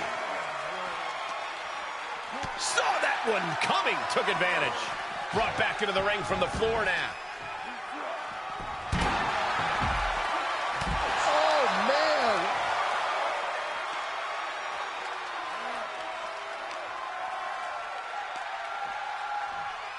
Gonna take a smoke break. Not allowed to smoke in your house, so be right back. Sorry about that. We're just checking on the din-din. Strife says, gonna take a smoke break. Not allowed to smoke in our house, so BRB. Ban Ready Bromer. Speaking of which, I haven't seen Bromer in a long time. I wonder how he's doing. He skirts I see him every once in a while in impact to the chest. Knight's chat. Oh, do you? Variants of Strife that doesn't equal Okay. Yeah, he hasn't been on the Archerverse in a long time, that's for sure. Andre was 525 at the heaviest I found. I thought he was a lot more than that when he passed. Maybe that's when he was just an active wrestler, maybe? I don't know. Might have been. Back to Oh, my goodness. 18 is the Superfly. He's in complete control. Jumping and landing on your opponent, so easy to Could be block. tap out time. Just landing on them, so easy to kick out of. That's the two Breaks the hold, but damage has been done. Chance to win a channel redemption of your choices. 19 is the Rough Rider. To win a YTV championship matches. The Rough Rider, that's the one that 123 Kid did, right? Oh, Zack Ryder did, that's right. Didn't, he called it the Bronco Buster, never mind. I think when 123 Kid did it, and or X-Pac, I can't remember which one of his characters did it, but... I think they both used it. Did they both use it? Okay. I love X-Pac doing it. X-Pac. It's been a hard-hitting affair. He put a lot of momentum into it. Like, well, that's the thing. He sold that Bronco Buster, you know what I mean? Holy shit, did you see what Joe Lincoln just did to Dedrick? Holy crap. Wow. Air Lincoln. Absolute reckless abandon. Wow. We got a Lincoln Continental, now we have a Lincoln Airliner. That's crazy. Back into the mat. He switches it back Number around. 20 is the Gut Wrench Power Bomb from Jack Swagger. Sometimes I think it's how they administer it that they get the inclination that it's not effective. I don't know. 21 is the Batista Bomb. Now, what the fuck is wrong with the Batista Bomb? What, a pump-up power bomb is not gonna... that didn't feel great, I'm sure. So it's a sit-down, so I mean, he's not only driving you down, with the counter. he's carrying you with the momentum. You know? Oh, boy, ready to strike, guys. 22 people's elbow. Well, the people's elbow is stupid. I mean, don't get me wrong. If you I love to watch. if you drop an elbow right in somebody's sternum, okay, right? But I mean, I don't know. Yeah, I don't necessarily disagree. 23 was the lie detector. Turned that one around. I'm trying to remember that one. R-Truth. Oh, right. Spinning crossbow. Right, yeah. I didn't... well, I mean, it's not a very good finisher, but it's a great move. Yeah, that's what I thought. By the way, do you like the changes to the YTD Academy arena?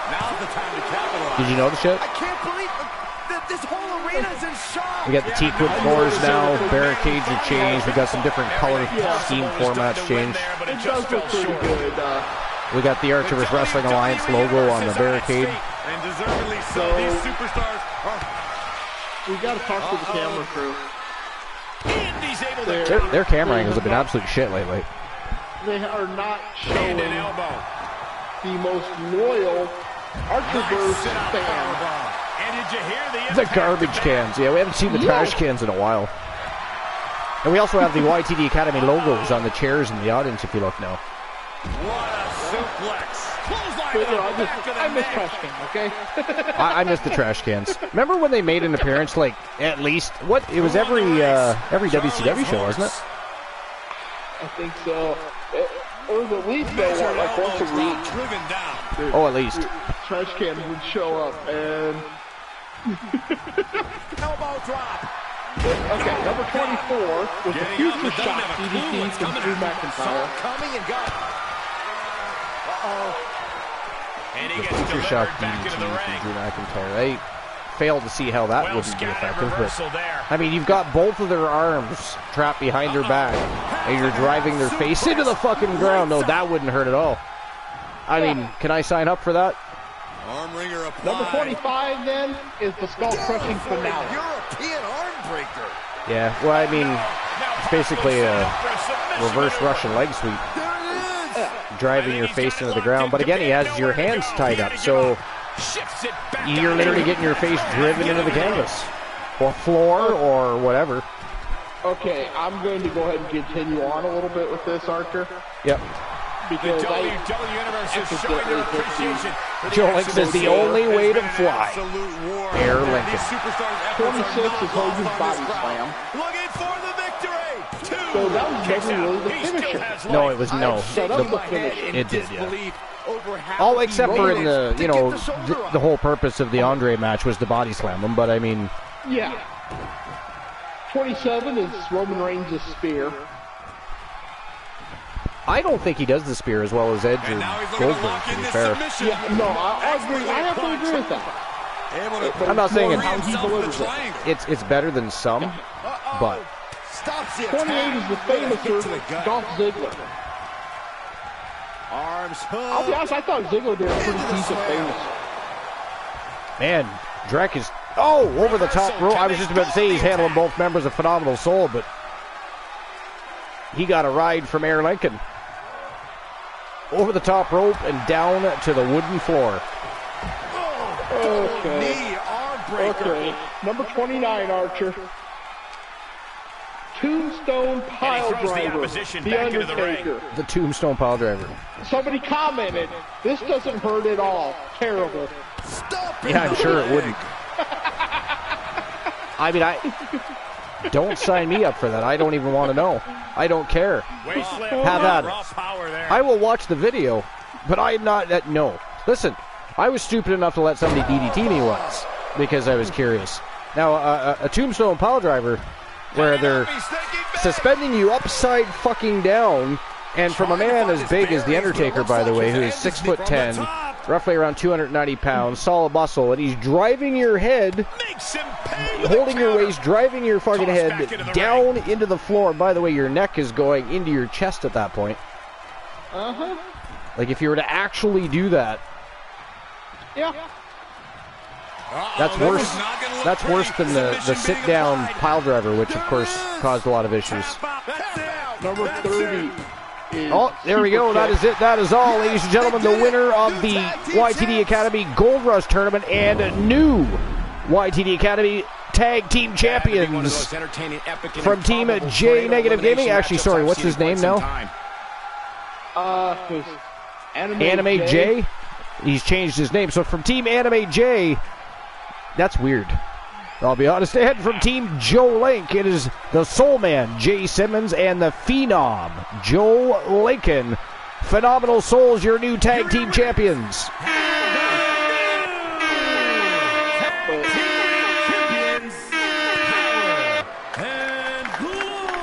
We're going to hear about this for the next week from Joe Link now. Should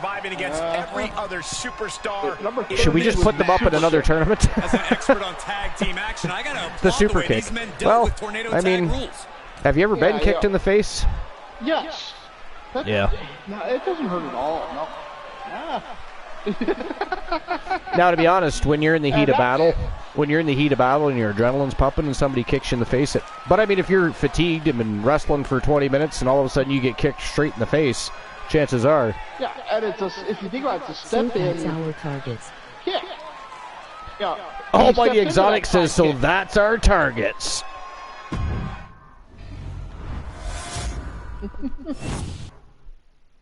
All right, so I'm going to take a quick snapshot of the tournament bracket for the victors.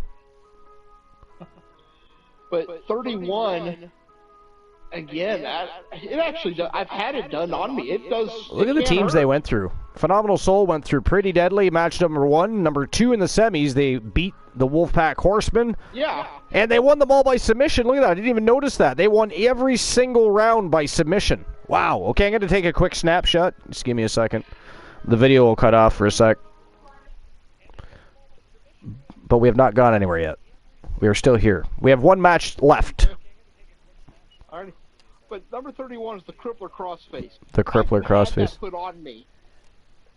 It does. You're wrenching the upper back. You're wrenching the neck.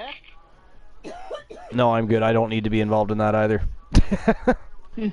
Number 32 is the F5 from Brock Lesnar with a comment, "This move sucks."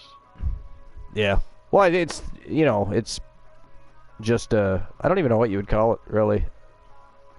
I mean, it almost turns into a reverse DDT by the end of it, or a face buster, but it's a fireman's carry to a spinning kind of a spinning flatliner, or flapjack even. Yeah, I don't know. It's an F5. It's an F5. Who cares? It's Brock Lesnar's. That was his own. From my understanding, he actually invented that particular move. The combination. That was Brock Lesnar creating that.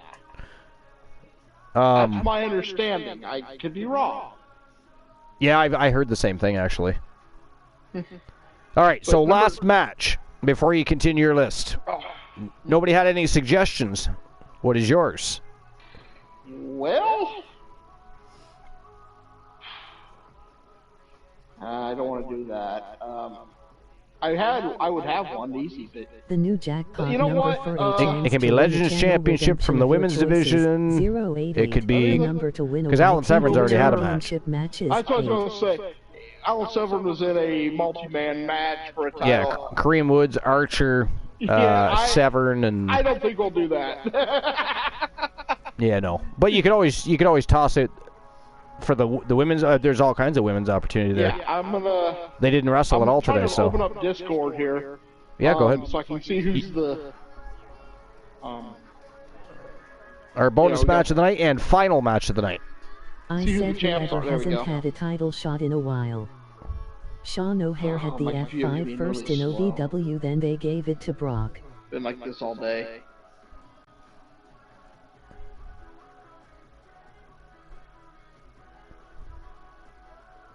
Damn PC. Hey, Toya's on. Sweet. For those of you that don't know, Toya is an awesome guy. A lot of fun. I think we should invade Toya. You know what? You might be right. Where'd he go? There he is. Let's do it. Yeah, that'd be hilarious. If you go to raid somebody, they raid you at the same time. Sean O'Hare had the F5 first in OVW, then they gave it to Brock. Sean O'Hare was I liked Sean O'Hare. I liked specifically his very last gimmick that he was right in the middle of doing a heel turn, and he had this great gimmick. He was kind of like the devil's advocate, and then all of a sudden he fucking disappeared. Yeah. Yep, the gimmick was amazing. Yeah, it was. It was a fantastic gimmick, and he sold it to a T. I was disappointed big time. Gets a title shot. 766 unlucky. Man, nobody has come close to the jackpot tonight. Soul Embers, your numbers are 7, 6, 6. Good luck, Soul Embers. There are some amazing and fun channel rewards to 331 unlucky. Numbers are 088 and 888. Exotic, your numbers are 3, 3, 1. All right, what'd you come up with? What do you got cooking? Academy Women's Tag Championship. Women's Tag Team Championship. All right, what kind of? Which is the Blade Runners. Soul Embers, your numbers are 1, 8. Good luck, Soul Embers. There are some amazing and fun channel rewards to choose from. If Tag Team Submission. All right. Elimination. It actually doesn't give me the option to do a submission. That's weird. Oh, okay. Well then. Let's see what I have for custom matches. Give me a sec. Yeah. All right, so we got Iron to Gold. We've got Tag Team Elimination Tornado Tag style. Well, it's always Tornado Tag Team style. Oh, no, it's not. Actually, there's Tornado and regular. So, elimination with all four going at it at the same time, or obviously they have to tag in and out. Oh, there's a submission eliminator. That's a triple threat. Triple threat, yeah. I think that's it for tag teams. Tag to brag, but that's a six-man affair. Yeah. Or we could do like tag team Extreme Rules.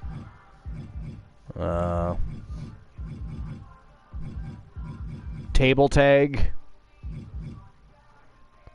Steel cage. Hell in a Cell, but... Okay. Let's do table. Table tag? Table tag elimination, obviously. If it'll allow you to do elimination. I might just have to adjust it. Let's find out. Yeah. And how many people can we have? How many teams can we have in that? In a table elimination? I got it 2-on-2. Okay, so just one tag. Then let's go with, well, I'm going to be accused of favoritism here. Wolfpack Gals, Rose Brewer, and Tia Stevens. Alright, so...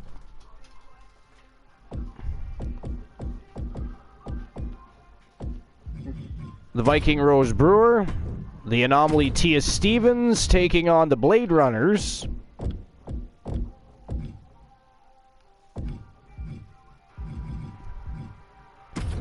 Alice Blade and Kiva Blade, the sister duo. And I finally got where my PC would let me do something. I just go to my laptop to... And it is for the YTD Academy Women's Tag Team Championship. All right, here we go. Final match of the evening. And then that will be it. That will be all for episode number 482. Our next scheduled show is Saturday for Wrestle Wars Genesis. That'll go down at 10:30 p.m. Eastern Standard Time. And we're going to, of course, continue the road to the third annual Bash at the Beach, which incidentally is coming very quickly. It is just around the corner. It is going to be a thrill ride of an event. You're going to have YTD Academy and Wrestle Wars Genesis both showcasing their rosters and championships all night long. It is going to be a slobber knocker of a night. But here we go. It is the Wolfpack Gals from Team Taliana Pierce and Team Distinct Cone taking on Alice and Kiva Blade from Team Sir Jack the Greatest. The Blade Runners versus the Wolfpack Gals is next. Okay. And I'm just going to be 1 second. Hold on. Okay. Laughing Solumbers. Archer, you're riding solo for this match.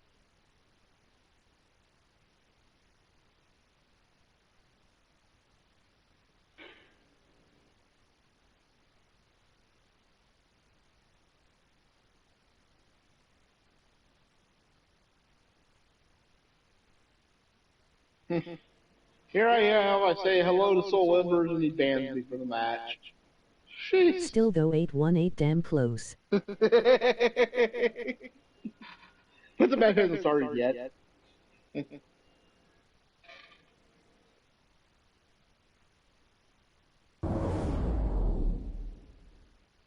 See, I wanted to see Sky in action.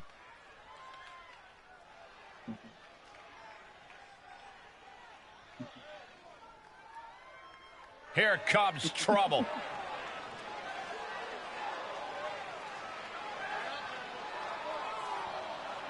I'm on my lunch break.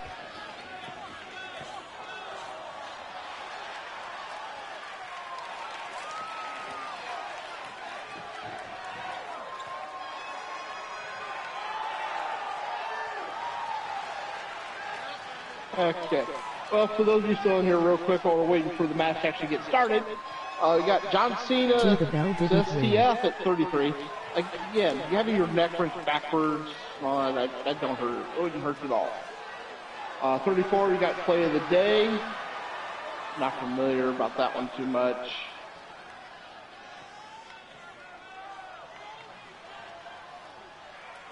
$36. Yeah.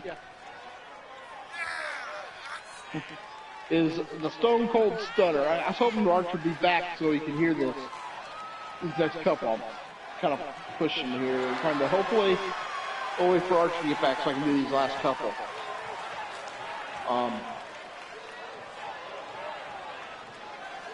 This list has got some really great stuff in it. You know, so round out the top 50. I'm Fire Frogs here, Soul. How you doing? Hope you're having a good lunch break.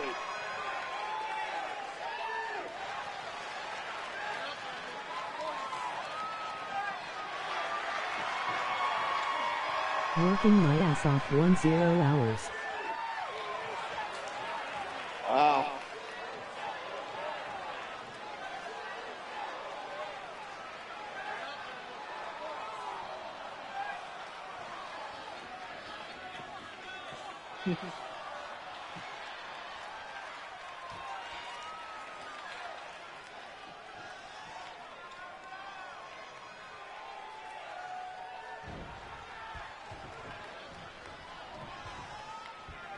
This woman is ready to fight.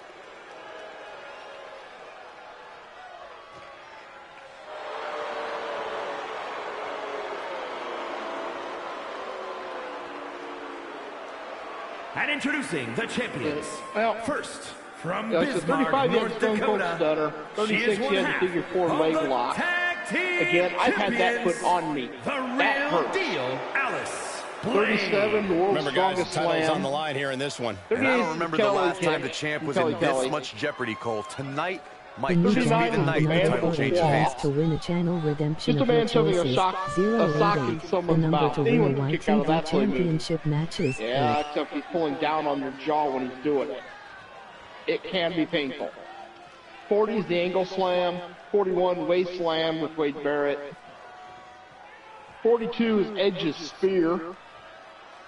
43 is the Iron Claw. Archer in not far away from 888 because I have 818, just a reminder. Yeah, this is with a comment, just all 5 fingers A squeezing win your here temple. cements Not that her as powerful. one of the great champions Again, Fun to of go this all. era. Never experienced it, you can say different. Number 4 is Kane's Choke Slam. You know, a very large man picks you up by your neck and slams you to the ground.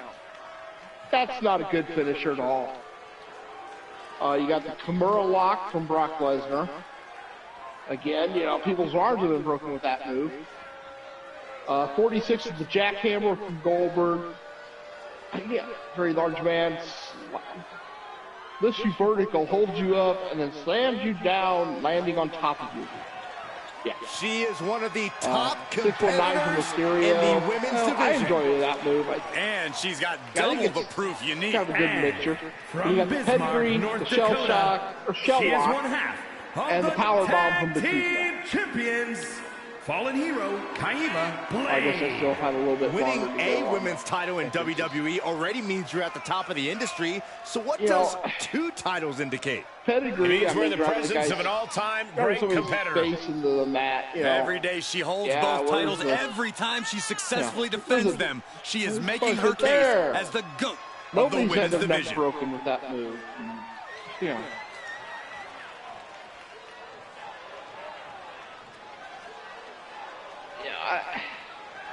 This is somebody who has never had anything, been hit with anything, I swear. She has been absolutely dominant, and I think that dominance will continue tonight. Showing the world titles that she has worked so hard to collect.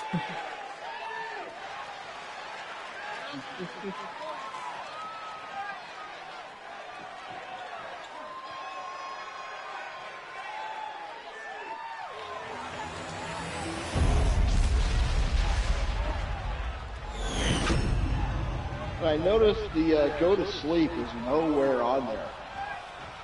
You have to think that winning these tag titles was a turning point for these superstars. Oh, absolutely. And tonight is another turning point, Michael. They either keep the titles or we have new champions. Either way, it'll be hot news on WWE.com. Drop from above. Ooh, what a forearm club. Good golly, Miss Molly. Shin breaker. Evades the attack. She's looking highly motivated. No. Oh, the high risk doesn't pay off. That was an absolutely haphazard, uncalculated risk. And I have no doubt they're going to pay dearly for it. These tables matches really have the potential to get out of hand fast.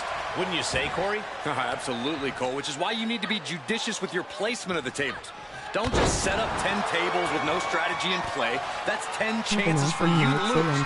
Pick your spots, set your traps. And from the top, she comes up empty. Ooh, what a forearm club. Great awareness as she proves to be too quick. I return. Sorry about that. Had to finish off Le Super. Jarring it. Did we lose Glenola? Wow, the physicality on display there. Unbelievable. She manages to get control. Ban a host for one match. Oh, he got banned for a match. Wow, the final match of the night even. Oh, that is ghastly. You guys are villainous. Absolutely villainous. Bunch of villains. Thank you, Glenola. This won't win. She's not ready to submit just yet. Prying apart her opponent. Ooh, wow. To the face. Handspring kick to the face. And she's thinking of recovering now. I have no idea what's been going on.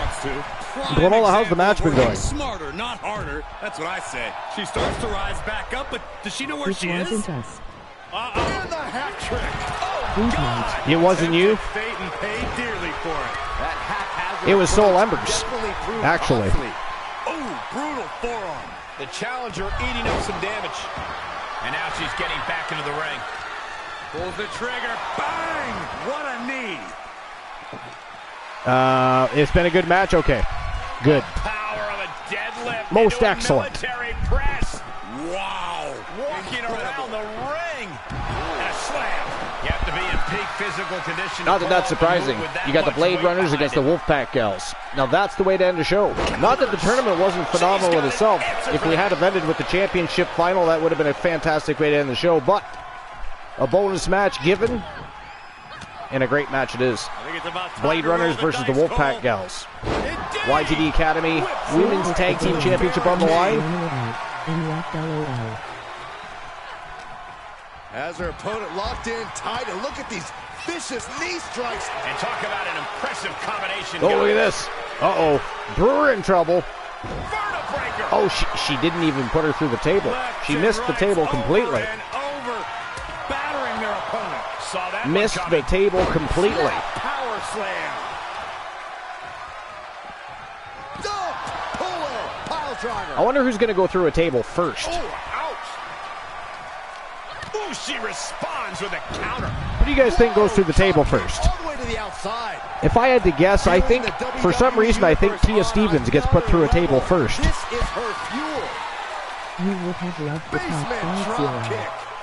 3-5 stunner 2-6 figure 4-2 edges spear 4-3 iron claw 4-4 soul kicked in the door, punched little out and left. Yeah, that's, you know, he does stuff like that. That or he'll come in, drop a bunch of bits and leave, subscribe and leave. He does all kinds of weird stuff. That's Soul Embers. You got to get used to that. Glola says you would have loved the top 50. 35 stunner, 26. What? Interest of champions from each respective brand. Figure 4-2 edges spear. Oh, I see. 20. I got it. Stunner with 26. Edges spear, iron claw, Kane's choke slam, Brock's Kimura. Oh, I mean a Kimura lock. I mean, if you don't think that hurts, you've never been put in a Kimura lock, goddammit.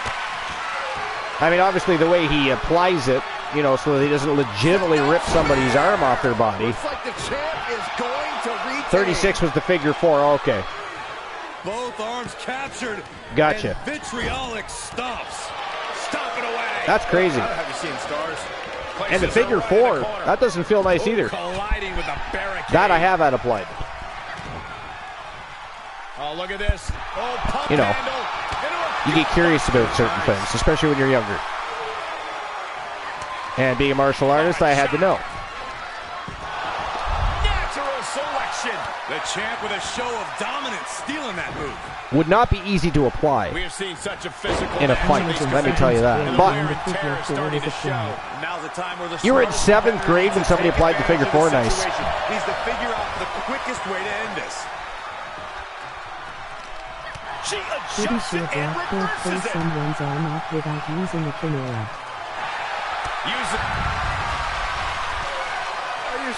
Strike says, pretty sure Brock could pull someone's arm off without using a... Yeah, no, you're not wrong. Oh, I was wrong. What a face buster.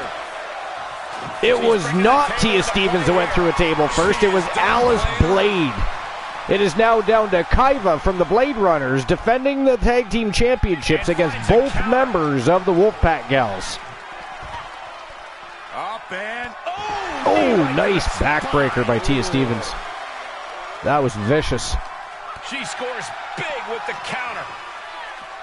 Oh man! Rose Brewer went for a sliding leg sweep, but Kaiva was able to get into the way after tossing Tia Stevens into the barricade.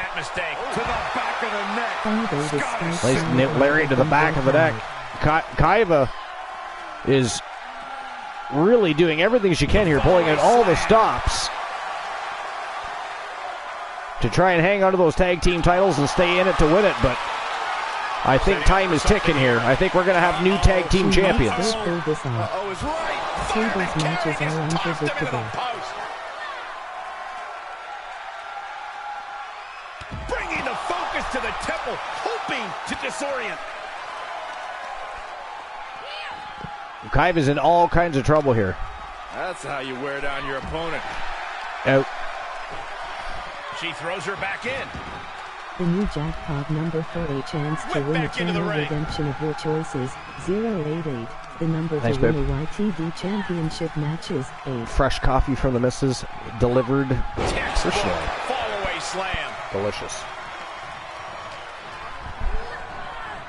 Into the corner now. She slips outside. What has she got in mind? I've had a banana. And I've had some reversed. Superman punch in the corner. Want to see my banana? Made her pay for her mistake.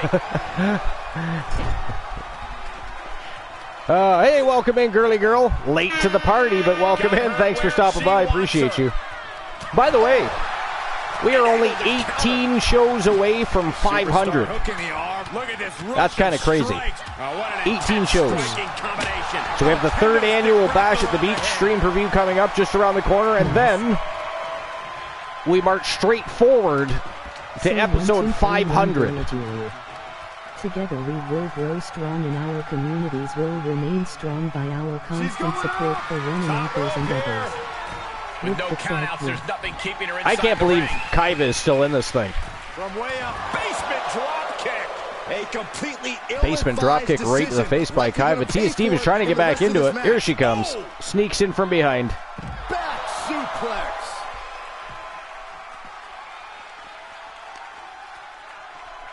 Blade Runner's formidable champions, but I don't think Kaiva's going to be able to pull this one off.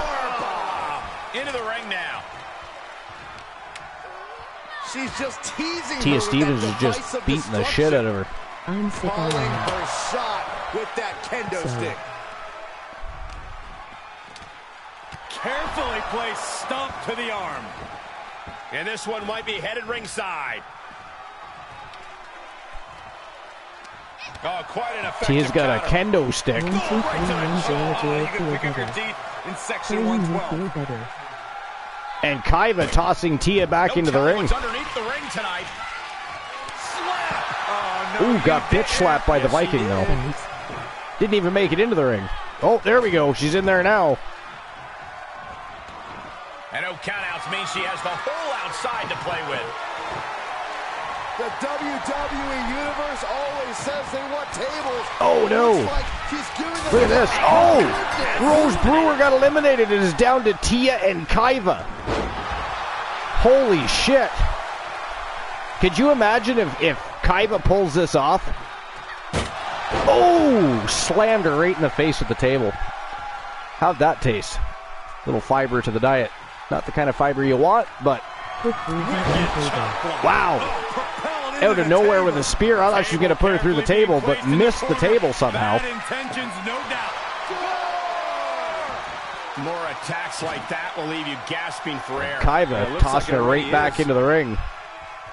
Tia was trying to bring another table into the picture. They got their opponent all the way up and rip breaker. Nice gut buster. That was not a backbreaker. That was her stomach hitting that knee. I don't know what the hell he's smoking, but I don't want none of that. That was as stupid as the night he said a DDT for a kick out. Suplex submission. Oh, standing frog splash by Tia Stevens. And here we go. Going to further wear her out with a single leg crab. It's not going to win the match. Got to put her through a table. Not going to do justice to the knee and thigh, though. She's tearing that shit off. Oh, nice reversal, but that leg's got to be hurting. Oh, now her leg's hurting. Tia Stevens got thrown right into the steel steps. Tia evades the table shot. Holy, meet the barricade.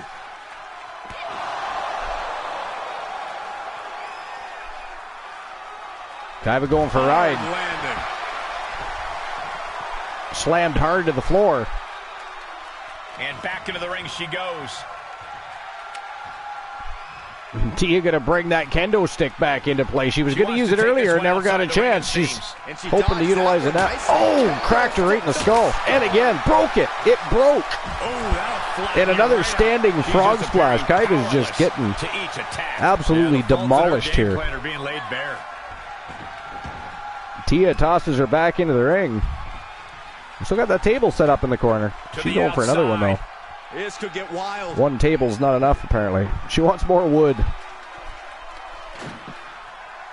Oh, changed her mind. Apparently there was something wrong with that table.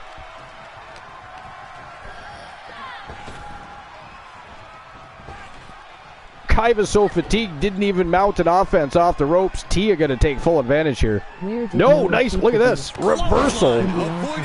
She took Tia right off her feet. Holy Jesus Christ, that was crazy. She is being merciless. I didn't see that whole thing. I don't know if she went over the top rope or through the ropes, but man, diving spear to the outside. Turns it around. Could be what she needed to ignite a rally. And another counter. Double knee backbreaker. Stripe said she got put through her own table. She did, yeah. Off the barricade. Shot in the face gets them out of that spot. Wow. Right on their face. Flapjack. A reverse flapjack, but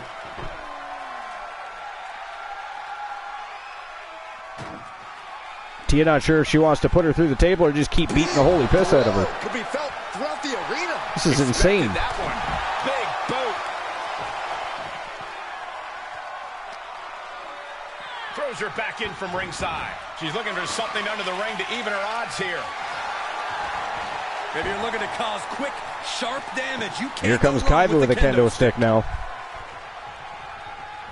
I believe the top of Kaiba's head is bleeding there. You see that? That's where she got that kendo stick smashed over her skull. Choke slam? Look at that strength. Fatigued but full of strength still. Man, gorilla press, military press into a friggin' spine buster. The table set up in the corner. She's got bad intentions in mind. Oh, T's going to go for a ride here. Guys, but you might have to because it's the all-time, the last ride. The Kaiba ride. The champ has this one in hand. There you go, Cole. T is in all kinds of trouble here. Setting up spear. Oh, speared her right off her feet. Should have put her through the table, though. Should have picked her up and drove her right through that table. What was she thinking? I don't know if I want to go on this. Tia going for another ride. You might have to because. But again, what is she doing? Put her through the frickin' table. There's two of them. Pick one. A championship level move. There it is. And missed the table again. Kaiba's got some directional issues here. Up against this burst.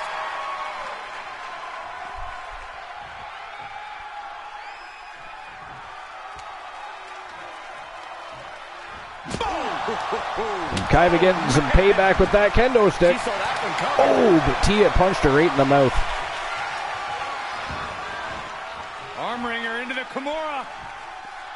And speaking of Kimura lock, I'm sure Kaiba feels no pain from that. Her arm has got to be radiating in pain right now, but somehow, some way, she gets out. Kaiba is being a beast. I mean, I can't believe she's still in this. Shot to the midsection connects. And now she's because, I mean, Rose and Tia were beating the piss out of her. With the assist of the and somehow, she is still in it to win it. She really wants to defend those titles. Brutal body shot. This is just brute power. See, now, if she hadn't done that to one of the other two corners, she'd have won the match by now. Trampling the opposition. But Kaiba clearly blinded by vengeance here.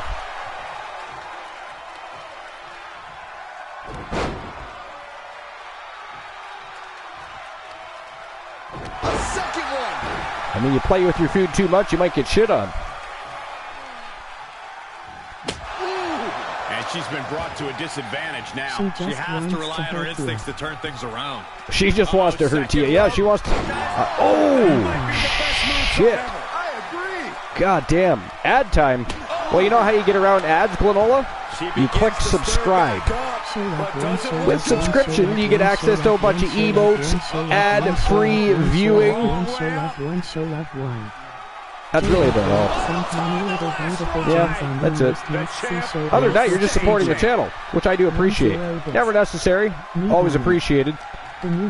Joe Link dropping tiny little beautiful gems all over the floor, 10 of them. And that is it. That is all. Holy shit, she did it. I don't even know what to say. That is fucking insane. Because after Alice got eliminated and put through her own table, Kaiba literally got demolished by Rose Brewer and Tia Stevens. Yet somehow, Kaiba remains in the game, manages to get Rose Brewer through a table, then proceeds to wrestle another 5 minutes and defends the fucking titles. That's insane. Wow. So congratulations. Still your YTD Academy Women's Tag Team Champions, Kaiba and Alice Blade, the Blade Runners from Team Sir Jack the Greatest. I guess one of the baddest women's teams on the planet, not to mention, by the way. Oh my God, that was awesome. Wow. It was well-deserved. It was well-deserved. Well-deserved, I agree. Man, 2 title retentions tonight. We saw brand new tag team champions emerge. Fantastic evening. Fantastic evening. So our next scheduled show, episode number 483, scheduled show, is Saturday night, 10:30 p.m. Eastern Standard Time, when we go live with Wrestle Wars Genesis. However, we'll see what the ball rolls with tomorrow evening. My wife... Oh, wait a minute, you're off tomorrow, aren't you, honey? Never mind, there'll be no show tomorrow night because I'm going to create my own show. So to speak. Congrats to Syed. Yeah, no show tomorrow night. Maybe some dark matches. Maybe we'll do dark matches tomorrow night in the evening. We'll do that. But I appreciate everybody, as always, dropping bits, subscriptions, all that you guys do to support the Archivers TV. We're up over 500. We're at 508, I believe, subscribers at YTD Academy on YouTube now. Things are amazing. The community is easily, in my opinion, the best community on Twitch, and extended communities that support the Archivers TV channel as well. We know a lot of great people. I've said it time and time again. You never know what you're going to get when you're on a platform on the internet. When you get into social media or when you get into different gaming platforms, different channels, toxicity is there. Assholes are everywhere. We don't have that problem, and the ones that show up don't stick around long, and or they get pirouetted back out onto the street because the Archivers TV, first and foremost, the whole community, a bunch of trolls and professional fucking villains. You guys are nuts. But I love you all. But that is it. That is all. We're actually going to invade Toya Hachijo, a good friend of both Glenola and I. So make sure you guys show him some love. Give him some follows. Drop some bits if you want to. Subscribe. Do what you will, but he's an amazing, amazing streamer. He is from Germany, and he's been a supporter and follower of the Archivers as well for a long time. He doesn't get to make the show very often. He does try. He has been here, and of course he must watch the VODs because sometimes he knows what's going on, and that creeps me out a little bit. We're going to go see Toya Hachijo. It is that time. It is it. That is all for episode 482. Appreciate you all. It was a great day, great tournament. Great tone-setting match. Alan Severn retained his title. But it is over. You don't have to go home. You do, however, have to get the fuck out of my channel. Goodbye.